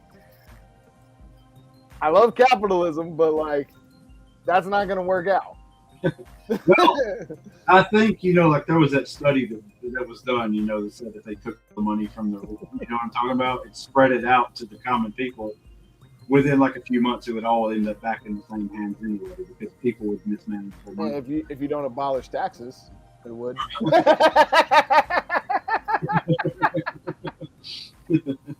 Yeah, I mean, if we just tax it all back to ourselves, it'll definitely come right back. We'll tax it when we give it to them. We'll tax it when they spend it. We'll tax it when they pass it to someone else. We're good. Knights of the Storm. Good to see you. Good to see you. There was a theory about excess wealth being taken upon death. I mean, but wouldn't that just motivate people to kill people with excess wealth? I'm not endorsing that. I'm just saying, wouldn't that theory, like, once people got excess wealth, wouldn't that like motivate? And who takes it? The government? The government. Yeah, I bet. Like, I'm not. Listen, the last thing I'm for is anything to the government. Like, when I say stuff should be distributed, the government should never be involved in it. Right. Oh man. I mean, half of the majority of the government agencies and stuff should never exist, and the founders would have never thought they should exist. Probably like 95% of our government is unnecessary. It's unnecessary. Yeah. Yeah. I mean, but it's hard to say even capital. So, like, kind of like what I said, socialism doesn't exist. I don't think capitalism actually exists. It may exist on, like, for you. It doesn't exist for Nancy Pelosi. She's not living, like, and if capitalism includes whatever corruption you do to get your money, that counts, then that's to me, that doesn't count.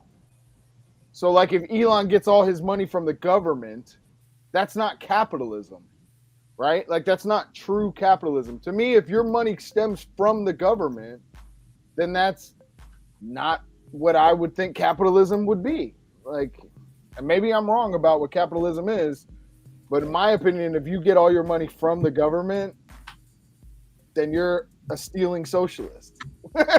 That's the way I look at it. Elon got, yeah, or fascist, socialist, anything that's an ism.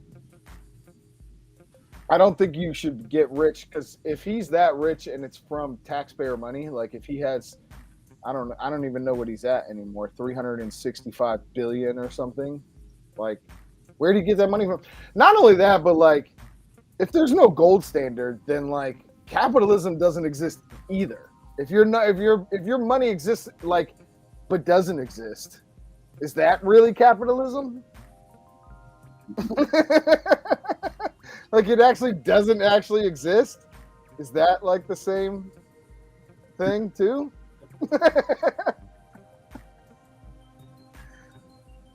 Yeah, I'm not a fan of welfare. I'm not. I mean, but you have to have some form of service towards the weak in your society. I would, if we were, okay, so me and Chris, Missouri Survival, had a conversation about this, a long conversation about this the other day. We were talking about it, a live stream about that topic.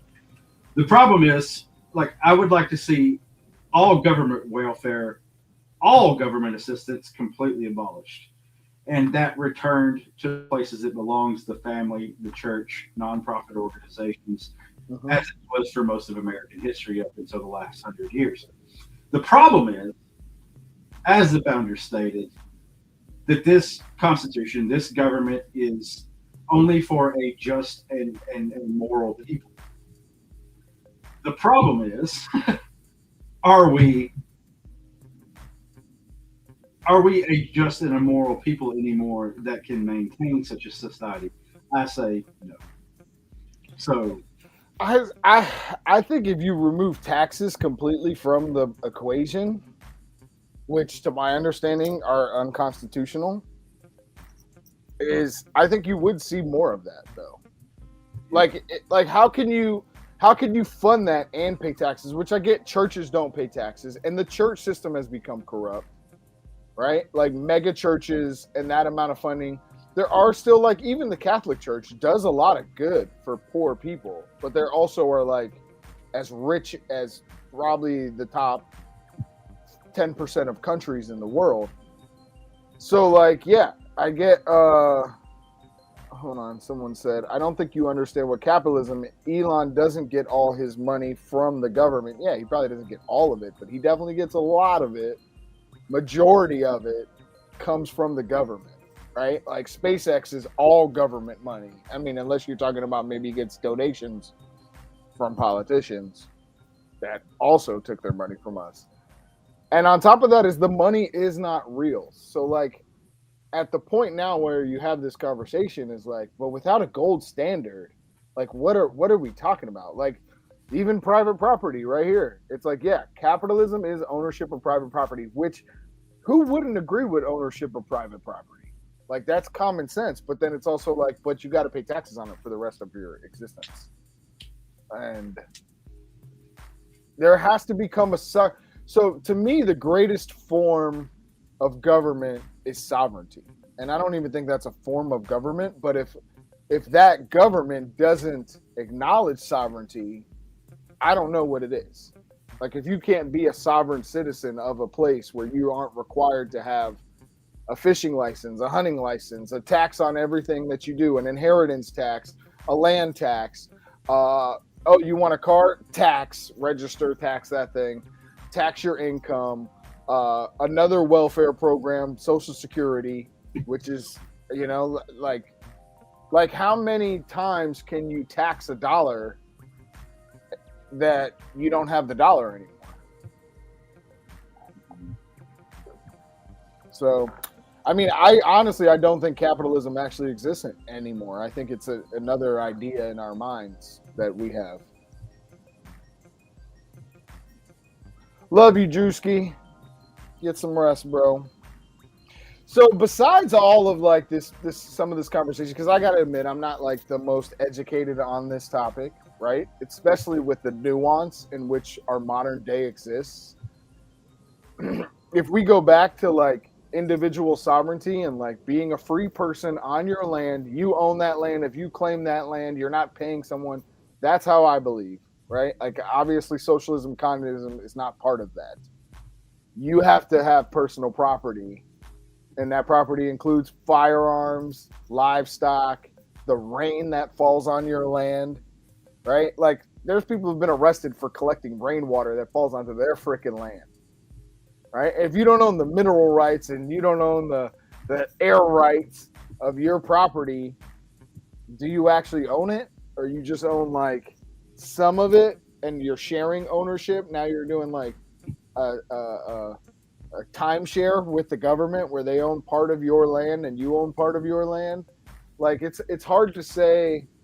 I think tribalism and sovereignty is like our inherent nature.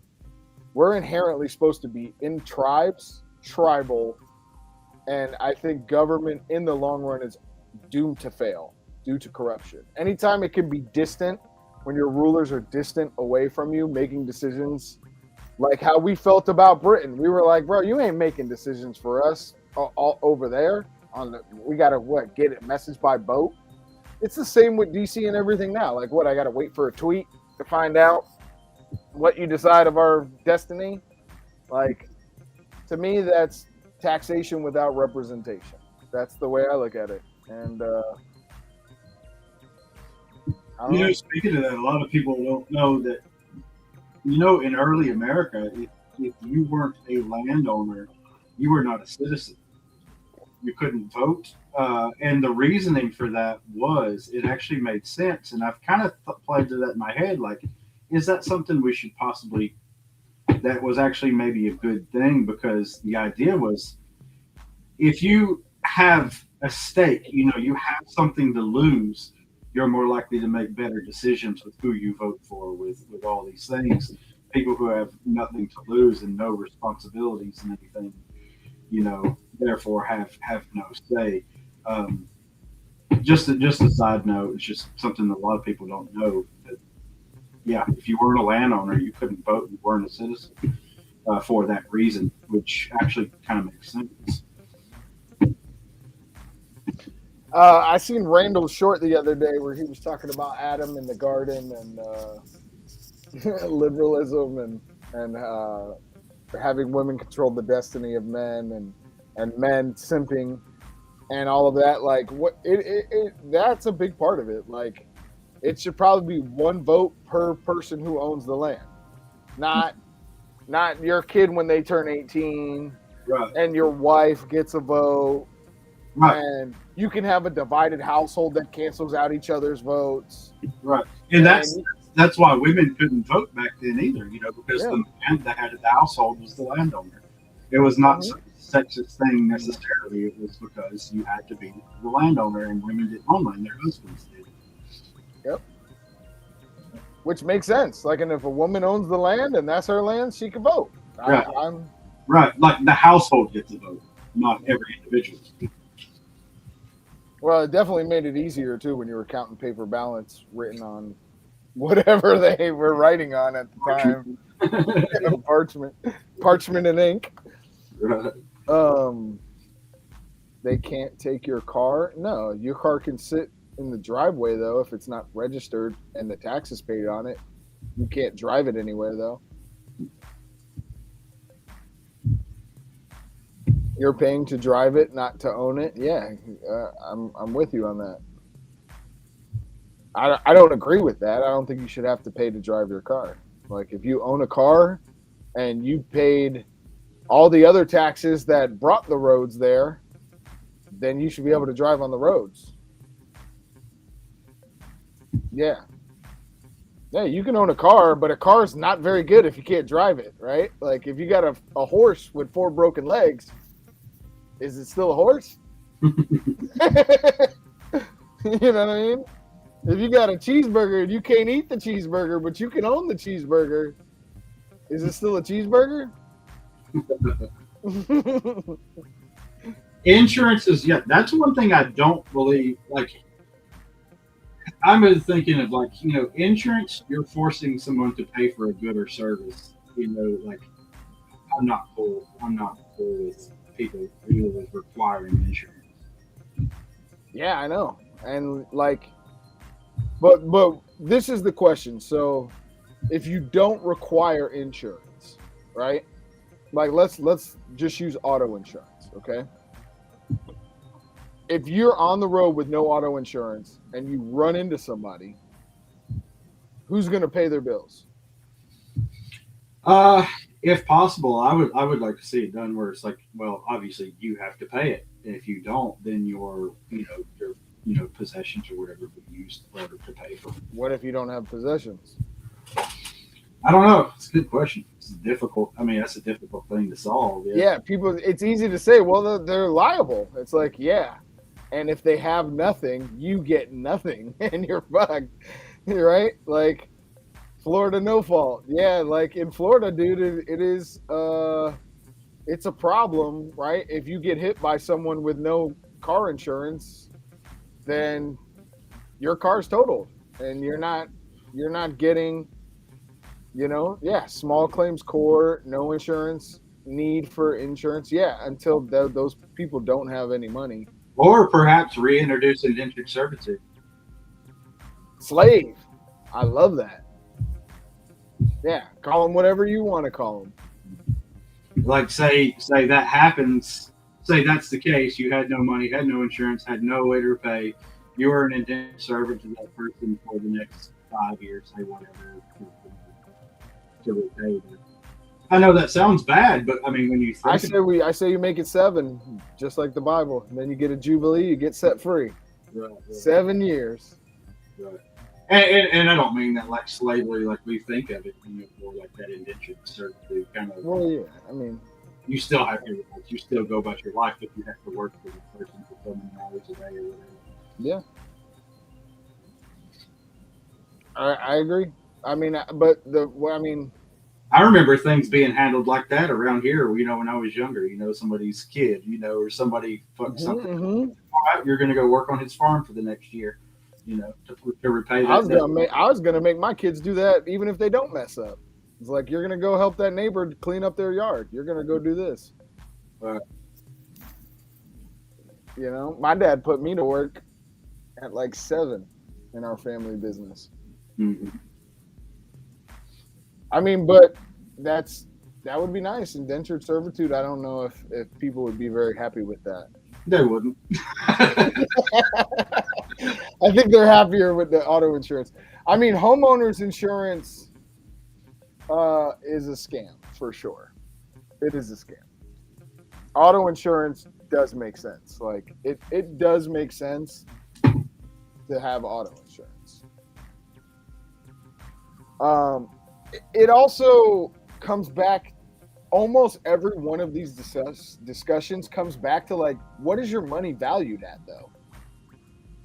Like when the price of things change, that's where society gets real jacked up. You know what I mean? Because if like someone's driving a car that cost $100,000, even though this $100,000 isn't actually backed by gold, and someone's driving a car that's worth $2,000, like your indentured servitude to what you hit, right? Like you inflated the cost of life and your life, right? Like we all, that's why like when you hear the thing saying like your social security number, they have like a monetary value for you on a market somewhere, and like your life is worth a certain amount of money.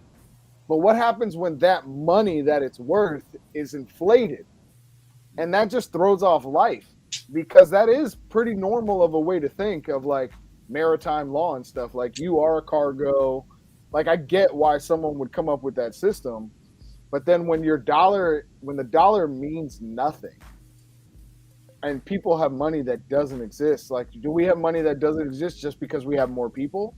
Which technically is what happened. Like, we printed more money than we had of gold to back it, and so we went off that currency because internationally people were calling us on that bluff. They were coming back and saying, hey, I want gold for these dollars, and we were like, we ain't got it no more. You know what we're doing? We're cutting the gold off, and that's what happened. And then, like, now your value, right, when you turn money into pieces of paper, it ruins so much of the world.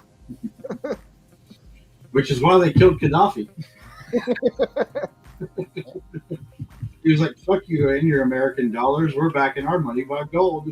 But he was wanting to create the African dinar. And it was like, oh, no, we can't have that. It's in the CIA. Yep. Start a revolution. Yep. You know what's fucked up is that's not even conspiracy theory. That's known fact now. I know.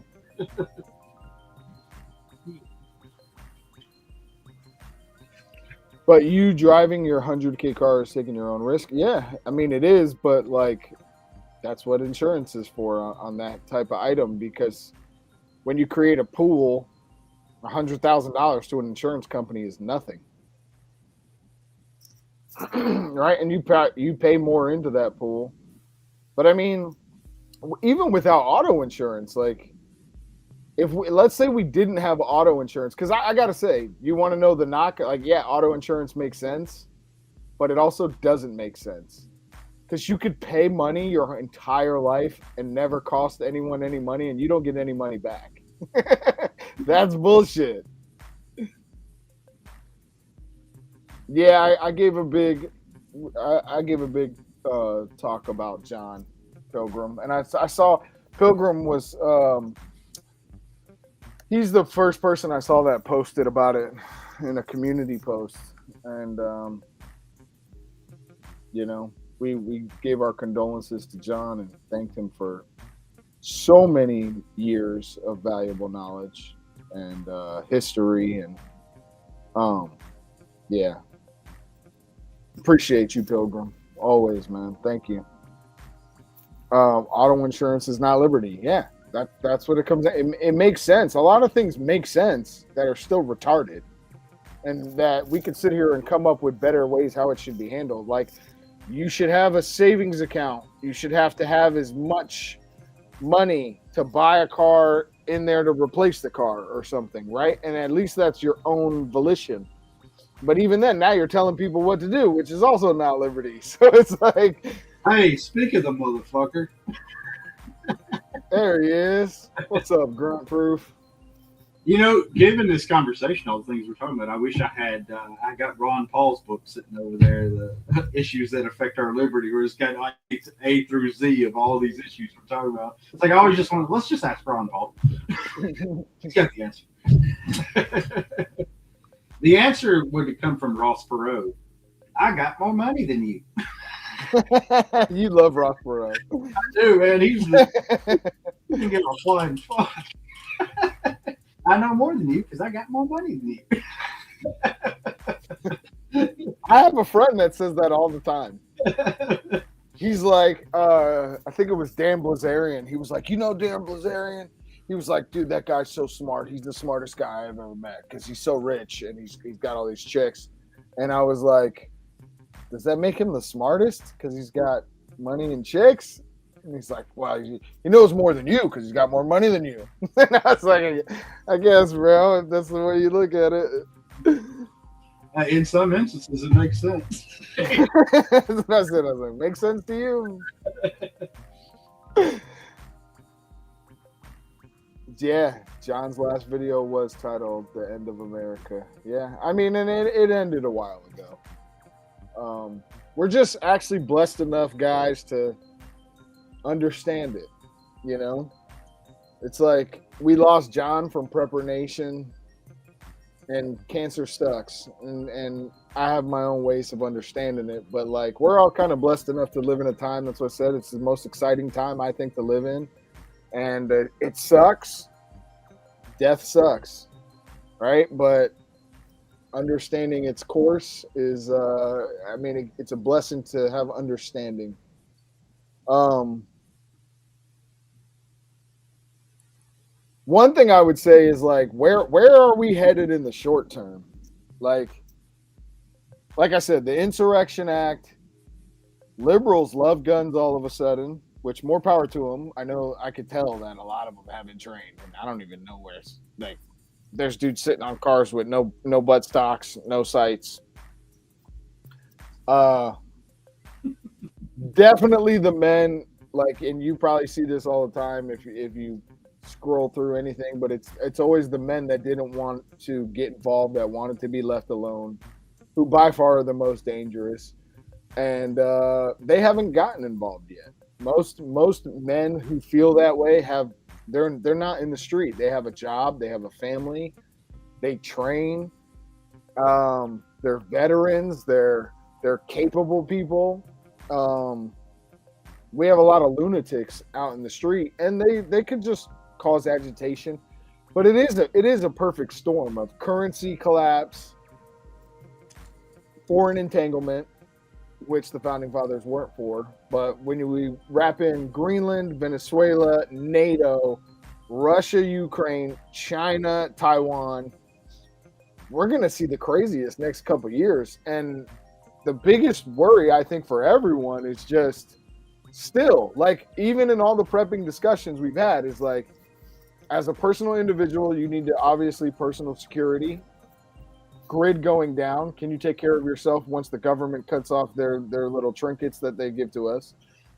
And your group, like, the basics of being prepared are not even changing at all. Some financial preparedness in crypto and all that stuff, which that is the one investment I do have, is crypto. So that's the one that I could afford because it's cheap. I didn't get into heavy metals fast enough. I have some silver, but overall, the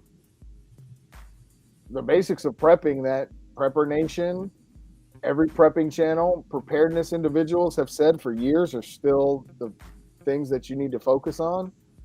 And if things break out, like, you got your own contingency plans. Like, I couldn't make contingency plans for other people because it's going to come down to who do you know and who's got your back. So the solution. Why shouldn't we want Greenland? I mean, we should want it. I don't know if we should take it, though.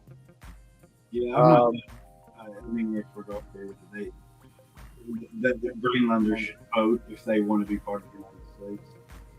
Yeah, I think they should have a vote for Canada if Canada wants to be a part of us. Yeah, and if not, then we don't. I mean, it's their country.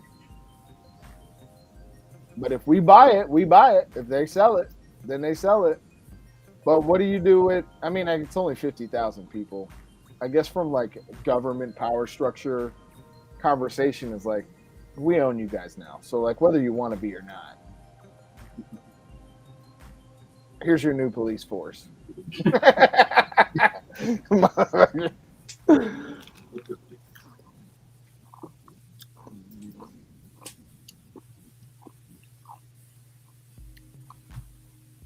Appreciate you, Benji. I saw earlier, was that you that said you bought a dairy farm?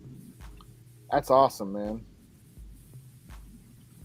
Promise Canada their guns back. See what that does. Yeah, no doubt. They're voting. I agree. I mean, that ain't we. Yeah. The government is not we the people. It's them the people. We do the same thing with Mexico. Come on, Mexico, you want to be part of the U.S.? We'll give you cerveza and guns. Dude, what people in the world would refuse having guns except liberals? Yeah.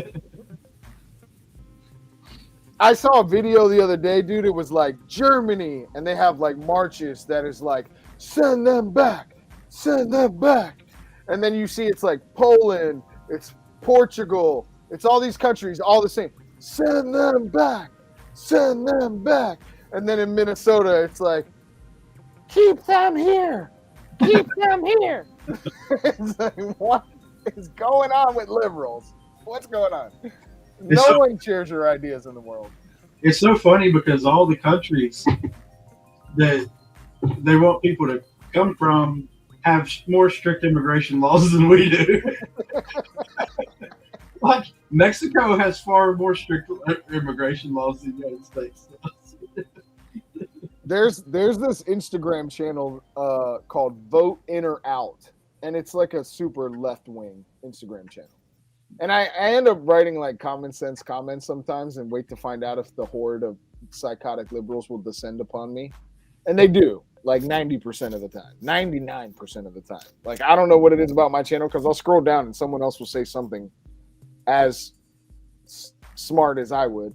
And no, they don't get anything. But I get like a dissension of wacko nuts commenting on my stuff. And one guy was talking about guns and how they need to be regulated and stuff like this. He's like, yeah, but mass shootings, they're all done by these Christian conservatives committing all these mass shootings, and we got to keep guns out of the hands of crazy people. And I was like, well, like, you guys are literally posting right now about government tyranny. So like, dude, I don't understand anyone that thinks like people shouldn't have guns and government should have guns. Like, that's like the instant like mixture for communism. Like, where dangerous freedom is like a real thing. Shout out to Dangerous Freedom, who also passed away a long time ago. Used to love his channel. But like personal responsibility, like I think you're right. Like, I don't know if we have a moral enough society, even at, it's probably 50-50 at this point, but even that I would say no. Like, I think we're looking at morals of like maybe 15% of the country understands what morals even are. And I think God-given rights are part of your morality. Like giving someone the right to speak, the right to protect themselves, like that is like a moral stance, not just a governmental stance, the way people look at it. Right. I mean, I think we're kind of in a Sodom and Gomorrah type of state right now, and yep, we're cooked. Yo, Knights of the Storm, shoot me an email. I'd love to come back on. Definitely. The whole thing of the left embracing guns for the moment, to me, is mind-blowing. On top of like going against people with guns with like trash can lids and stuff too. Like, to me, everything that they do is mind-blowing. But just seeing even a select group of them embrace firearms, but yet still like love Kamala Harris and Joe Biden and make an argument for any democratic idea that takes away. Like, I've always been pretty much a one issue voter. Like, to me, if you can't grasp that, like, that is the sign, you might steal, they all steal. You might be a crook, but like, if you let me have my guns, that means I can somewhat control part of my destiny. Right? I can protect myself in a way. Yeah. Yep. 100%. That's literally like a Bible teaching is human beings are designed to worship, and they will find a God of their choosing, whether they say they believe in God or not. They will find something to worship. So I think we need Randall to come in here and talk about the Federalists. If Randall wants to, he is more than welcome, Randall. This I'm gonna drop the link, y'all. This one's for Randall only. Just because I'm too lazy to like send it to him directly right now. But Randall, if you want the link, man, it's there. Yeah, I mean, it's like watching. It's sad, you know, because we just lost John, but like I've been in this situation so many times in my life that I can talk about it. It's like having someone you love so bad they're in the hospital bed on life support. That's what America feels like right now. It's like this thing that you would pour your entire heart and soul into, your identity into, your culture into. Yeah, it's on life support, and I really think it mainly comes down to foreign influence. Like the biggest thing, and this goes back to conversations. I don't know if you guys were on. You actually might have been on Brent's live when I was in his chat talking about this, about isolationism versus expansionism. Like, to me, expansionism is just not sustainable. It is not a sustainable idea to have, that you can involve yourself in things. It's like, and once you involve yourself in something, that involves you into something else, and that gets you over here, and that gets you over there, and next thing you know, you're spread out too thin, and you're weak, right? Or you're mixing and creating allies for the sake of this expansion that don't really align with your belief system, right? That are going to take advantage of you in the long run. So, like, I remember during Brent's lives, I would always say, like, dude, we shouldn't be involved in any foreign wars at all, period, point blank. Like, we have been gifted this great gift of the land that we have that is, like, you can't take it. All we got to do is figure out how to stay fed, stay armed, and live a quality enough life, and no one's going to mess with us. So, like, the one thing that you fail at is foreign entanglements, like letting them control your media, letting them control your currency, letting them control your culture, owning all the music industry, owning your food chain supply. Like,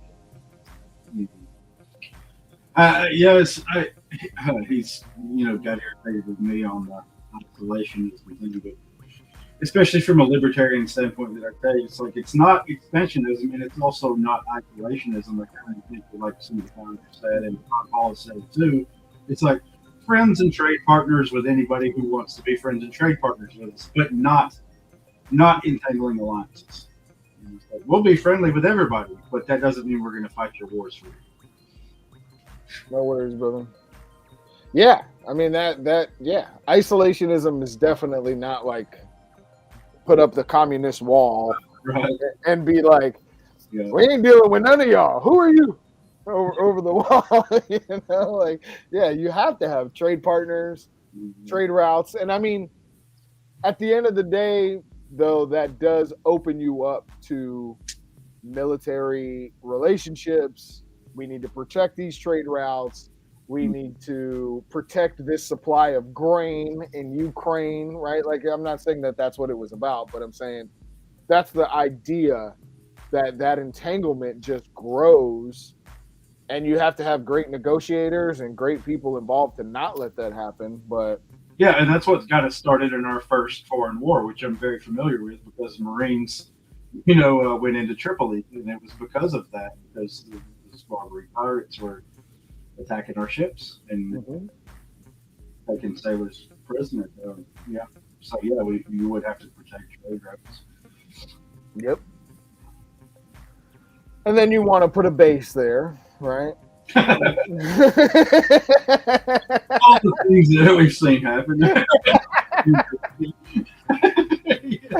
Then we need to have some banana wars, right? So, like, yeah, I mean, the best route is the more you expand, the more you thin yourself out, and the more you allow foreigners into your country.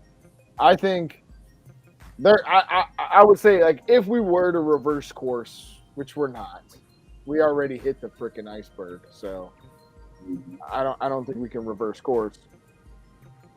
Yeah, that's right. What Randall just said. I mean, World War I was like the biggest waste of human life ever in history. Like, it was such a pointless fucking war. It was all because of stupid alliances that everybody had throughout the world. But all because of, like, there were other things, but what do we always get taught was the thing? The assassination of Archduke Ferdinand. It's like, you start a world war over that, but it's like, oh, everybody keeps getting drug in, for stupid reasons.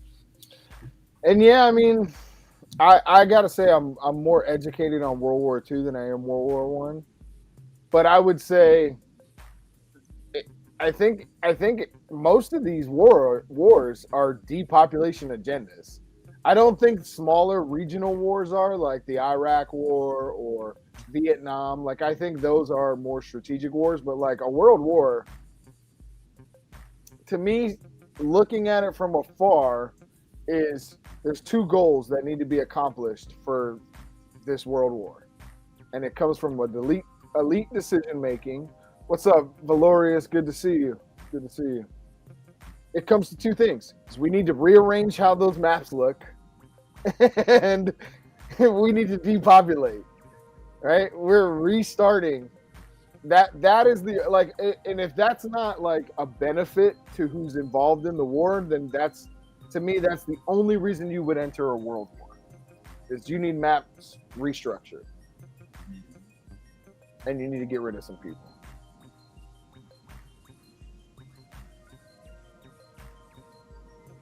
World War One was really World War Two, and World War Two was really World War Three. Yeah. Some people say we're in World War Four. I think Alex Jones says that all the time. Some people say World War Three was the Cold War. I don't know. Just follow the money. Who's funding the wars? Yeah. Bankers' wars.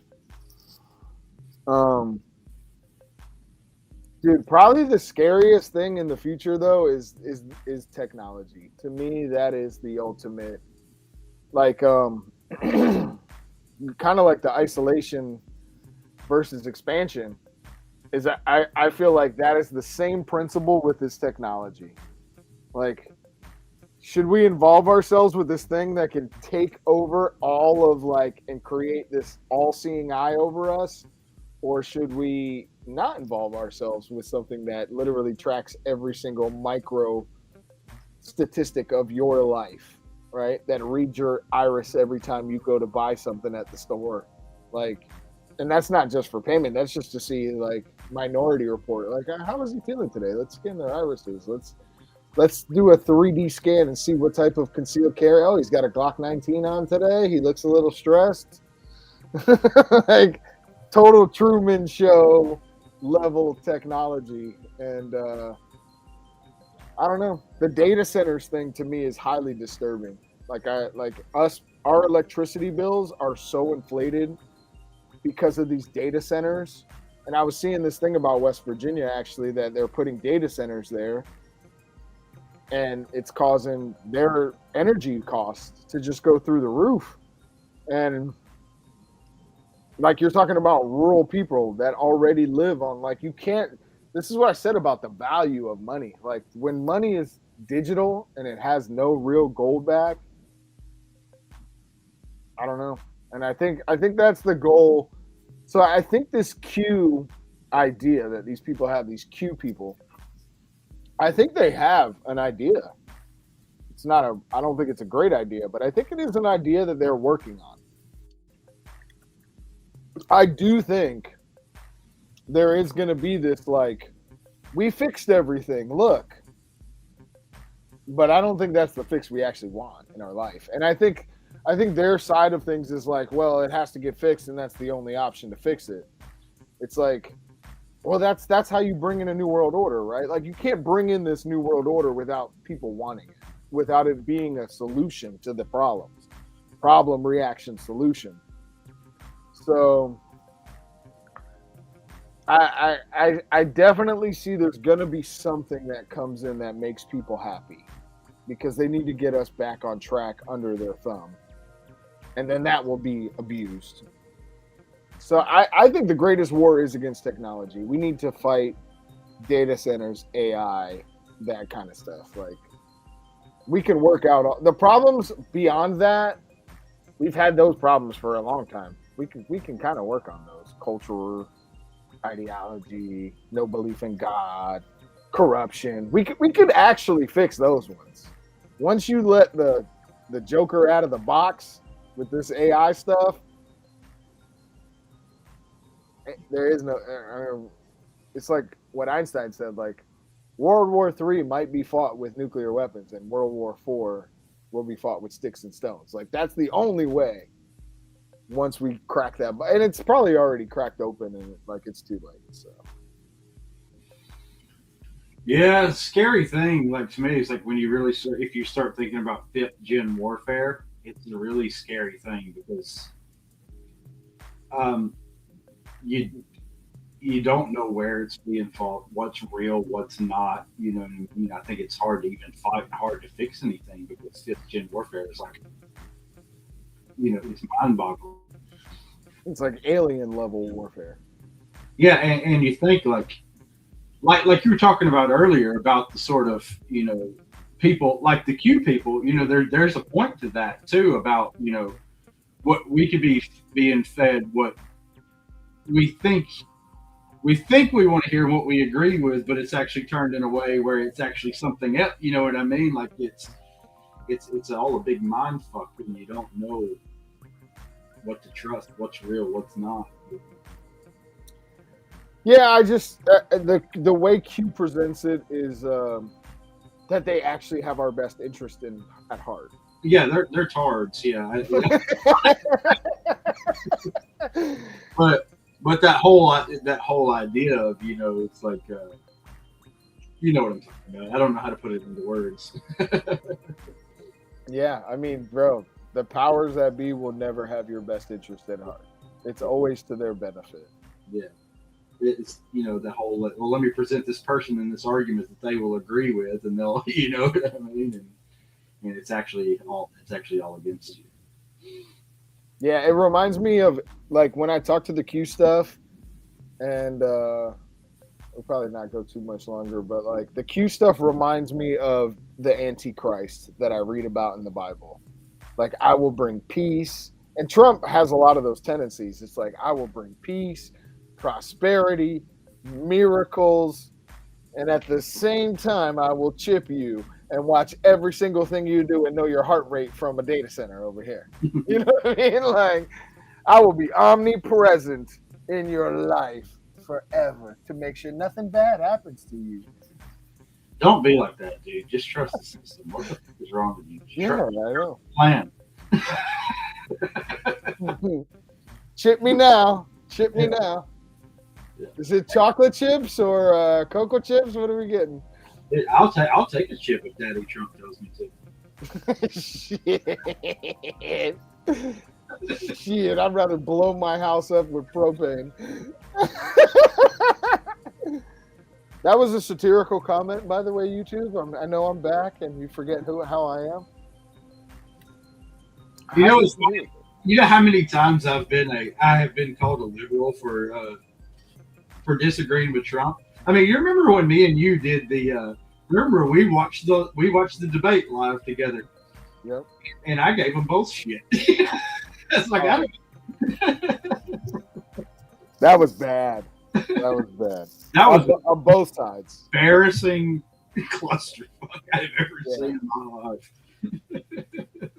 That showed like, dude, we need an age limit right away. Don't talk to me about smarts. You are the bottom of your class. What? You remember when they went off about golf? I'll drive you. My handicap is. I was like, no, this is not happening. This is not happening. Come on, man. You haven't even seen me play golf, Donald. That's because you can't play, Joe. You can't even walk, Joe. It was like watching toddlers, man. You're stupid. You are. At least we can laugh at our own demise. That's all I can say. Always laugh. I seen some one guy in Ukraine. He came running around the corner. He was in the trenches, hit a bomb, came running around the corner, arm blown off. He was so calm and chill. He was like, yo, man, you got one of those tourniquets on you? I'm really having a problem. He's like, they had it translated. He's like, you think you could lend me a hand? He had no arm. It was like, you have to find humor. No matter how bad stuff gets, man, you got to find some humor. Dude, ever told you about the Iraqi with the rocket in his leg? No, I don't know if you have. Dude, I'm sitting outside of our little house in Ramadi. I'm smoking a cigarette, and I hear a bunch of racket, and this dude's dragging a dude up to the door. And he's complaining about, I hear him in Arabic, and I understand what he's saying. He's talking about he's got a headache. And when he gets closer, I realize he's got a freaking RPG stuck in his leg. and he was looking for, he said he was calling for a doctor, but he wanted a Navy corpsman. And I was like, dude, get him the fuck away from this building. And I'm laughing because I'm like, we're all dying laughing, dude, with a rocket in his leg. Everything's connected, I guess. Yeah. Speaking of Virginia, they just swore in some Muslim woman. She swore in her oath on the Quran. And I forget what her role was. We'll share that, and then we'll wrap up. Virginia, was it a congresswoman?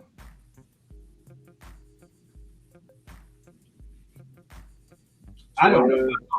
But I didn't look into it.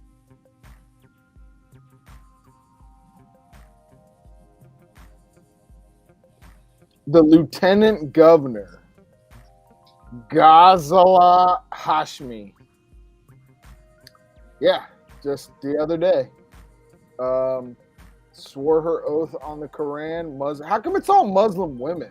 Besides the dude in New York, who seems like an undercover alphabet soup eater. Like, I don't know, dude. We live in crazy times. I don't know. Found him right through DOD. Yeah, I'll check out DOD's live tomorrow. I don't know what he's going to protest. Protest at the Capitol in Virginia. I don't know, bro. If I come out of my house and I know there's mentally ill people there, I'm carrying weapons.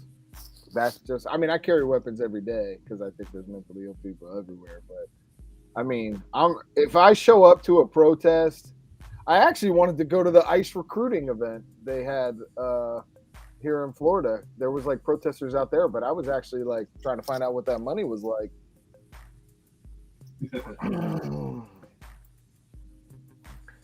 I just don't know, but I like, you guys know me, man. I'm not big on supporting government control. Like I'm so sovereign oriented. My first mindset is sovereignty, like sovereignty, small towns, less people. Sometimes, and I talk to my wife about this sometimes, like when we go out in public, I'm like, I actually do understand why Bill Gates and like the elites feel the way they feel. Like when you watch society, sometimes you're like, ew. Like, I get why they want to exterminate half of us. I get why they don't care what they feed us. I get why they do what they do. Like they're obviously evil people, but it's also like there's so many people that are, and you know, when you're in that position, you should have a level of sympathy and service.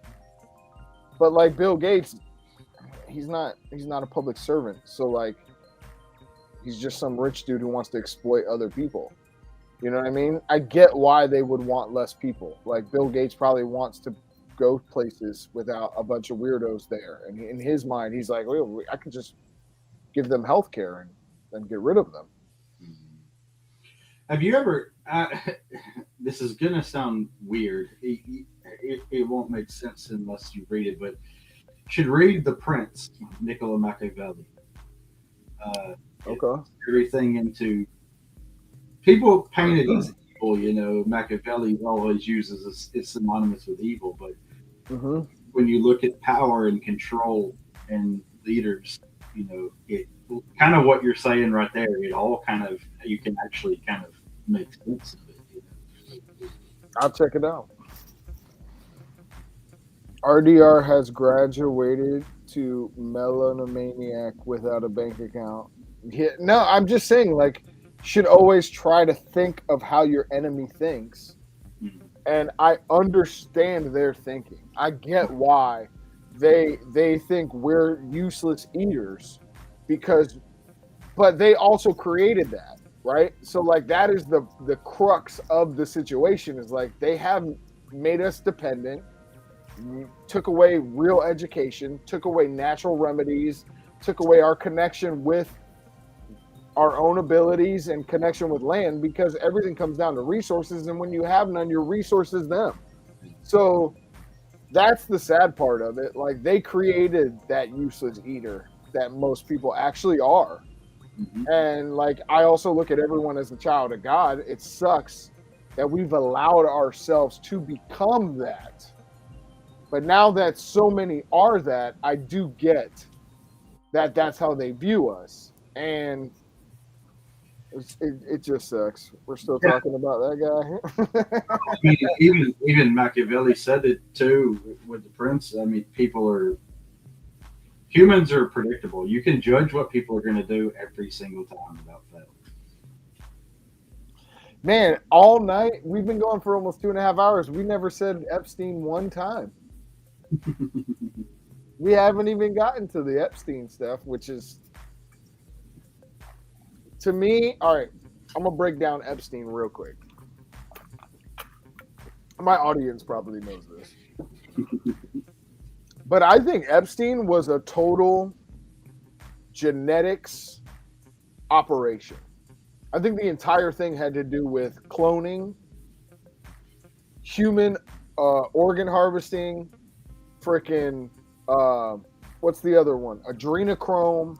I think that whole world is way more about like than pedophilia. Like, I'm sure they are into pedophilia, because like, if you're into that kind of shit, you're probably a pedophile, right? Like, if you're into cloning and all these weird technologies that they have to keep underground, my guess is that's like what it was about, that kind of stuff.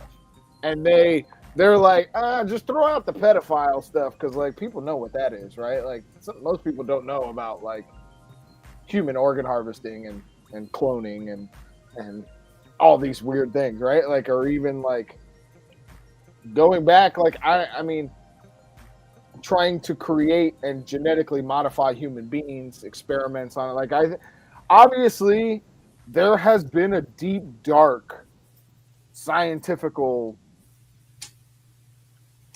cabal that it still dwells in magic and science and dark arts and shit. And I think that's what that is. Like, I think that we just got like the surface level, oh yeah, he just, he used to traffic 8-year-olds and 12-year-olds. Like, I think that's like the surface level look over here. And then I think like, if you're in this massive cabal, then you probably are into that kind of stuff. Like, it goes back to the oldest of what's the well that makes you live forever? Fountain of Youth. Fountain of Youth. Like, these people who are chasing, like, who are deathly afraid of God, deathly afraid of judgment, like, they're going to continue to search for, like, how can we merge with, like, AI or something so that I don't have to go face God. And I think that if it means drinking blood like a vampire, they're going to be about it, because they're out of their mind. Yeah. Yep. And I think it all comes down to those religions that you don't see everywhere on every corner. Yeah, the Sorcerer's Stone, like, because, and the reason I say it that way, like, use that as an example, the Sorcerer's Stone, the Fountain of Youth, like, these practices are ancient.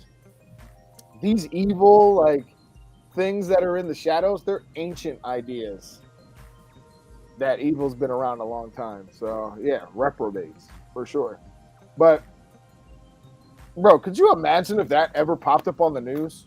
Like, people would lose their minds. Even though, like, they should know it already. Like, I'm going to leave with one other last thing. So, we were talking all about boomers and Gen X and the lost generation and the great generation. I think we need to reach out more to the elderly people, man. Like, I think there's still so many of their generation, like, as a millennial that we talked about, like, we're the gap between how technology works and the old world. And, like, liberals are preyed on by technology and algorithms. But even before them, it's like the boomers are like, they're still watching cat videos, guys. Like, the world is crumbling around them. And they're like, oh, a cat. And it's probably AI. Like a lot of them can't even tell the difference between reality and non-reality. And it's like, if anybody can ever reach them, I know it's like towards the end of their journey, but we should all always try to reach everybody, even though it's a lot of mental suffering sometimes to try to reach people. But that's just my thought on things. I realized it the other day. I'm like, I should really try to spend more time reaching out to some older people who I know their algorithm absolutely sucks, and they're not leftist. They're just caught up in like, wow, video on my phone. Mm-hmm. You can look at comments on like Facebook videos and things like that. They think it's real. Nobody's trying to scam them. And then you see the millennial in there that's like, I hate AI, it sucks. The 22-year-old chick really does want to be grandpa's girlfriend.